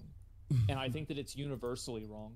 And I understand that from their point of view, and I can easily put myself in their shoes, and I can see the reason why they think that. So are you saying you'd be the one teenager in Gaza being like, hold on, guys, let's not celebrate the Iranian retaliation against this country that is like literally eviscerated my family. Like, You know what I'd be like, doing? no, this is sick. I would be cheering it on. I would say yes. Fuck Okay, yes. I'm glad that you agree. But Okay. I wouldn't be sitting on a soapbox saying that I'm the good guy. I would be like, No, yeah, I still you. think You they're get what not- you deserve. That's They're what I not would the say. good guys in this situation. They're the victims, and that's the point. Like, I'm not going to fault the victims of for experiencing a little bit of joy in that moment. And I get then, that, but sometimes victims can create more victims. Well, historically, so that's a good example. That's a good point that you made. This is something that every single like world-changing event. This is a genuine fear that a lot of people have exhibited. In the aftermath of the abolition of in the Reconstruction era, okay, there was a lot of fear from the whites in the South that newly freed slaves were going to come and like dominate them and enslave them. That of course didn't happen, but they very quickly sought to restore the racial pecking order, and they were able to do so. And actually, in even in the aftermath of like liberation of a people that were dominated, the usually still comes from people that don't want that sort of change. So it's not necessarily that it wasn't that like black people were like dominating white people and like enslaving them or anything or like them. It was more so white people that were fearful that they would do such a thing, that or at least use that unjustifiable fear as a way to continue dominating black people. That's how we came up with and the like, and that's where the Klan was invented. What? Oh, I know. We've been very creative with so the 3/5 compromise. But you have to remember. But you have to remember once yeah. again, it was never. But black people did not actually end up dominating white people. Is my point, and not because they weren't given the opportunity. There was no interest or need. The idea that the idea that like colonial victims will do the very same if given the opportunity is false. It has never happened throughout history, and that's my point. That usually is the domineering principle from those who are at least like watching from the sidelines, or those who are directly a part of the dominating group, like the colonial entity. But that's usually not how it goes. It's never how it goes. Right? So if Palestine had the ability to, do you think Israel would exist? That's a great question. One that people ask me all the time. If Palestine, if historic Palestine existed, right, in the same way as like a nuclear militant force, Israel as an apartheid regime would not exist. Israel would have never been able to dominate and occupy Palestinian villages and wipe out Palestinians, and that there is no the dynamic would be so different that that like the notion that Palestinians would wipe out Israel is silly. Like, it's not. There would be no need for the Palestinians to wipe out I love Israeli this game. citizens. It's quite a good game.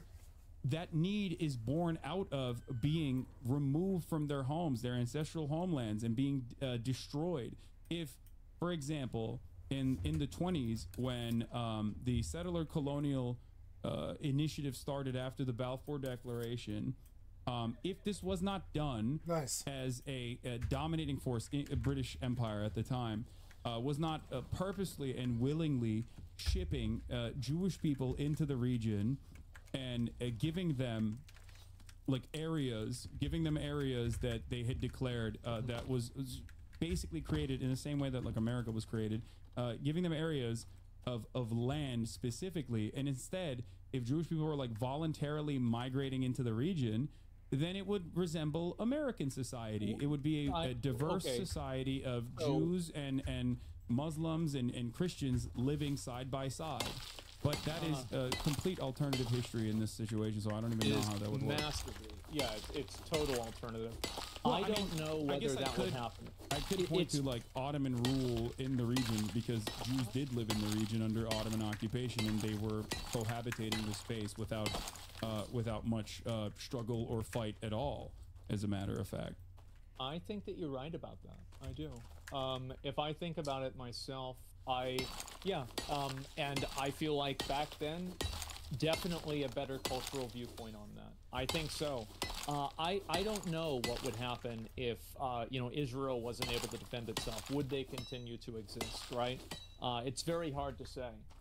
No, but because it's like we're making predictions. In terms of the resistance, right? In terms of resistance, everyone always says like, "Oh, Palestinians are inherently anti-Semitic." Joe Biden himself said. No, that's Joe Biden himself said. Palestinians demonstrate an ancient form of, and that's why they are, you know, against Israel. This is not the case. Right. Many of Palestinian resistance leaders throughout history, including ones that are religious fundamentalists, including ones that are secular, including ones that are very like, you know, including ones that are Christian, including ones that are Marxist, socialist. They've always said that this has nothing to do with Judaism or Jews in general. If Israel was a Christian state, or if Israel was a Muslim state, and they said that they were doing, then they would, then they would hate. Then they would hate Israel as a Muslim state. It has nothing to do. It bears no basis. And Palestinian resistance throughout time. You're right about that. And Palestinian resistance throughout time has hardened and has become more as Israel has become more towards Palestinians, because the standard is always set by the occupying power. And it goes in the opposite direction as well. If Palestinians were allowed to coexist amongst Israelis in a singular nation state, then there would be no conflict, there would be no Hamas, because these groups would be dealt with under civil governance. If there were groups that, for example, like the Klan, for example, like there's the Jewish Power Party, which is the Klan but for Judaism. It's built is around that like over in Israel? Yeah. Okay. Well, it's an American Jewish guy whose name is Meir Kahan. There's an entire movement of like you know, Jewish superiority, Jewish dominance. Right. It's basically, in the simplest terms, it resembles the Klan. But imagine if, like, instead of Christianity, the Klan was like Jewish, I guess.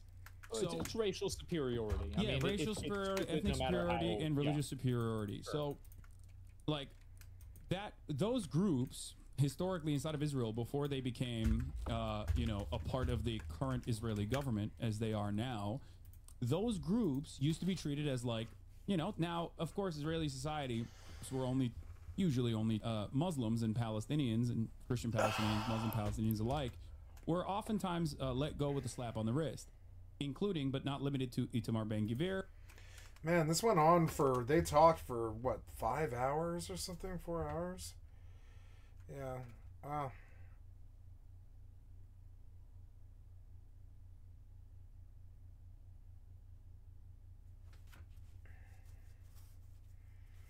Simulating conversation, guys. I'm not Hassan. I mean, this is a family channel. Yeah. Making a lot of money, too. Who is the current, I guess, like, in charge of the national police. I forget what his, like, actual responsibility is. He very famously, in Israel, he very famously, back in the day, pointed to the hubcap of the former Prime Minister Yitzhak Rabin weeks before. Okay, guys, at 6 a.m., New World starts, and I'm not getting up at 6 in the morning. I'm going to get up and I'm going to walk for 2 hours, and then I'm going to play New World. But tomorrow, I'm going to be playing New World tournament. I don't want to be that late to it, but I imagine I'll probably be around like 12 or 2 somewhere around there. 12 or 2 p.m., about 6-8 hours after it starts, and then I'm going to go for hard for 14 hours like caffeinated, and I'm just going to level New World, and I think it's going to be very fun. But my day kind of ends here a little bit earlier today because of this. Normally I would go to 14 hours, but we're at 11 hours right now, and I do want to be rested and up somewhat fairly early to see the daytime crowd and establish that I'm on the server and stuff and all that stuff. So thank you so much for your time, and I will talk to you guys in a bit. I love you guys, and you have an excellent day, and I'll talk to you later. Just a reminder, you've been watching Skycat Live. I am a full-time variety gamer all day, every day. Put me on in the background. Click on the cast face to donate. Come click on the Twitch or the YouTube. Give me a like, sub, or a follow. Thank you so much for the people who gave me a follow today and follows and such. And thank you so much. I will be on tomorrow to play New World in the afternoon, somewhere around there, depending on what kind of day it is, and either earlier or later, depending on if it's like raining or not. And that's all I have for you. Just a reminder: this session was 11 hours and 3 minutes, it was 10 hours and 57 minutes, and it will be placed on my channel as soon as I stop this video, which is right here. So just a reminder, guys, there is thousands of videos on my YouTube. Come and check me out. Thank you so much for your time. Love you guys. Bye to the video.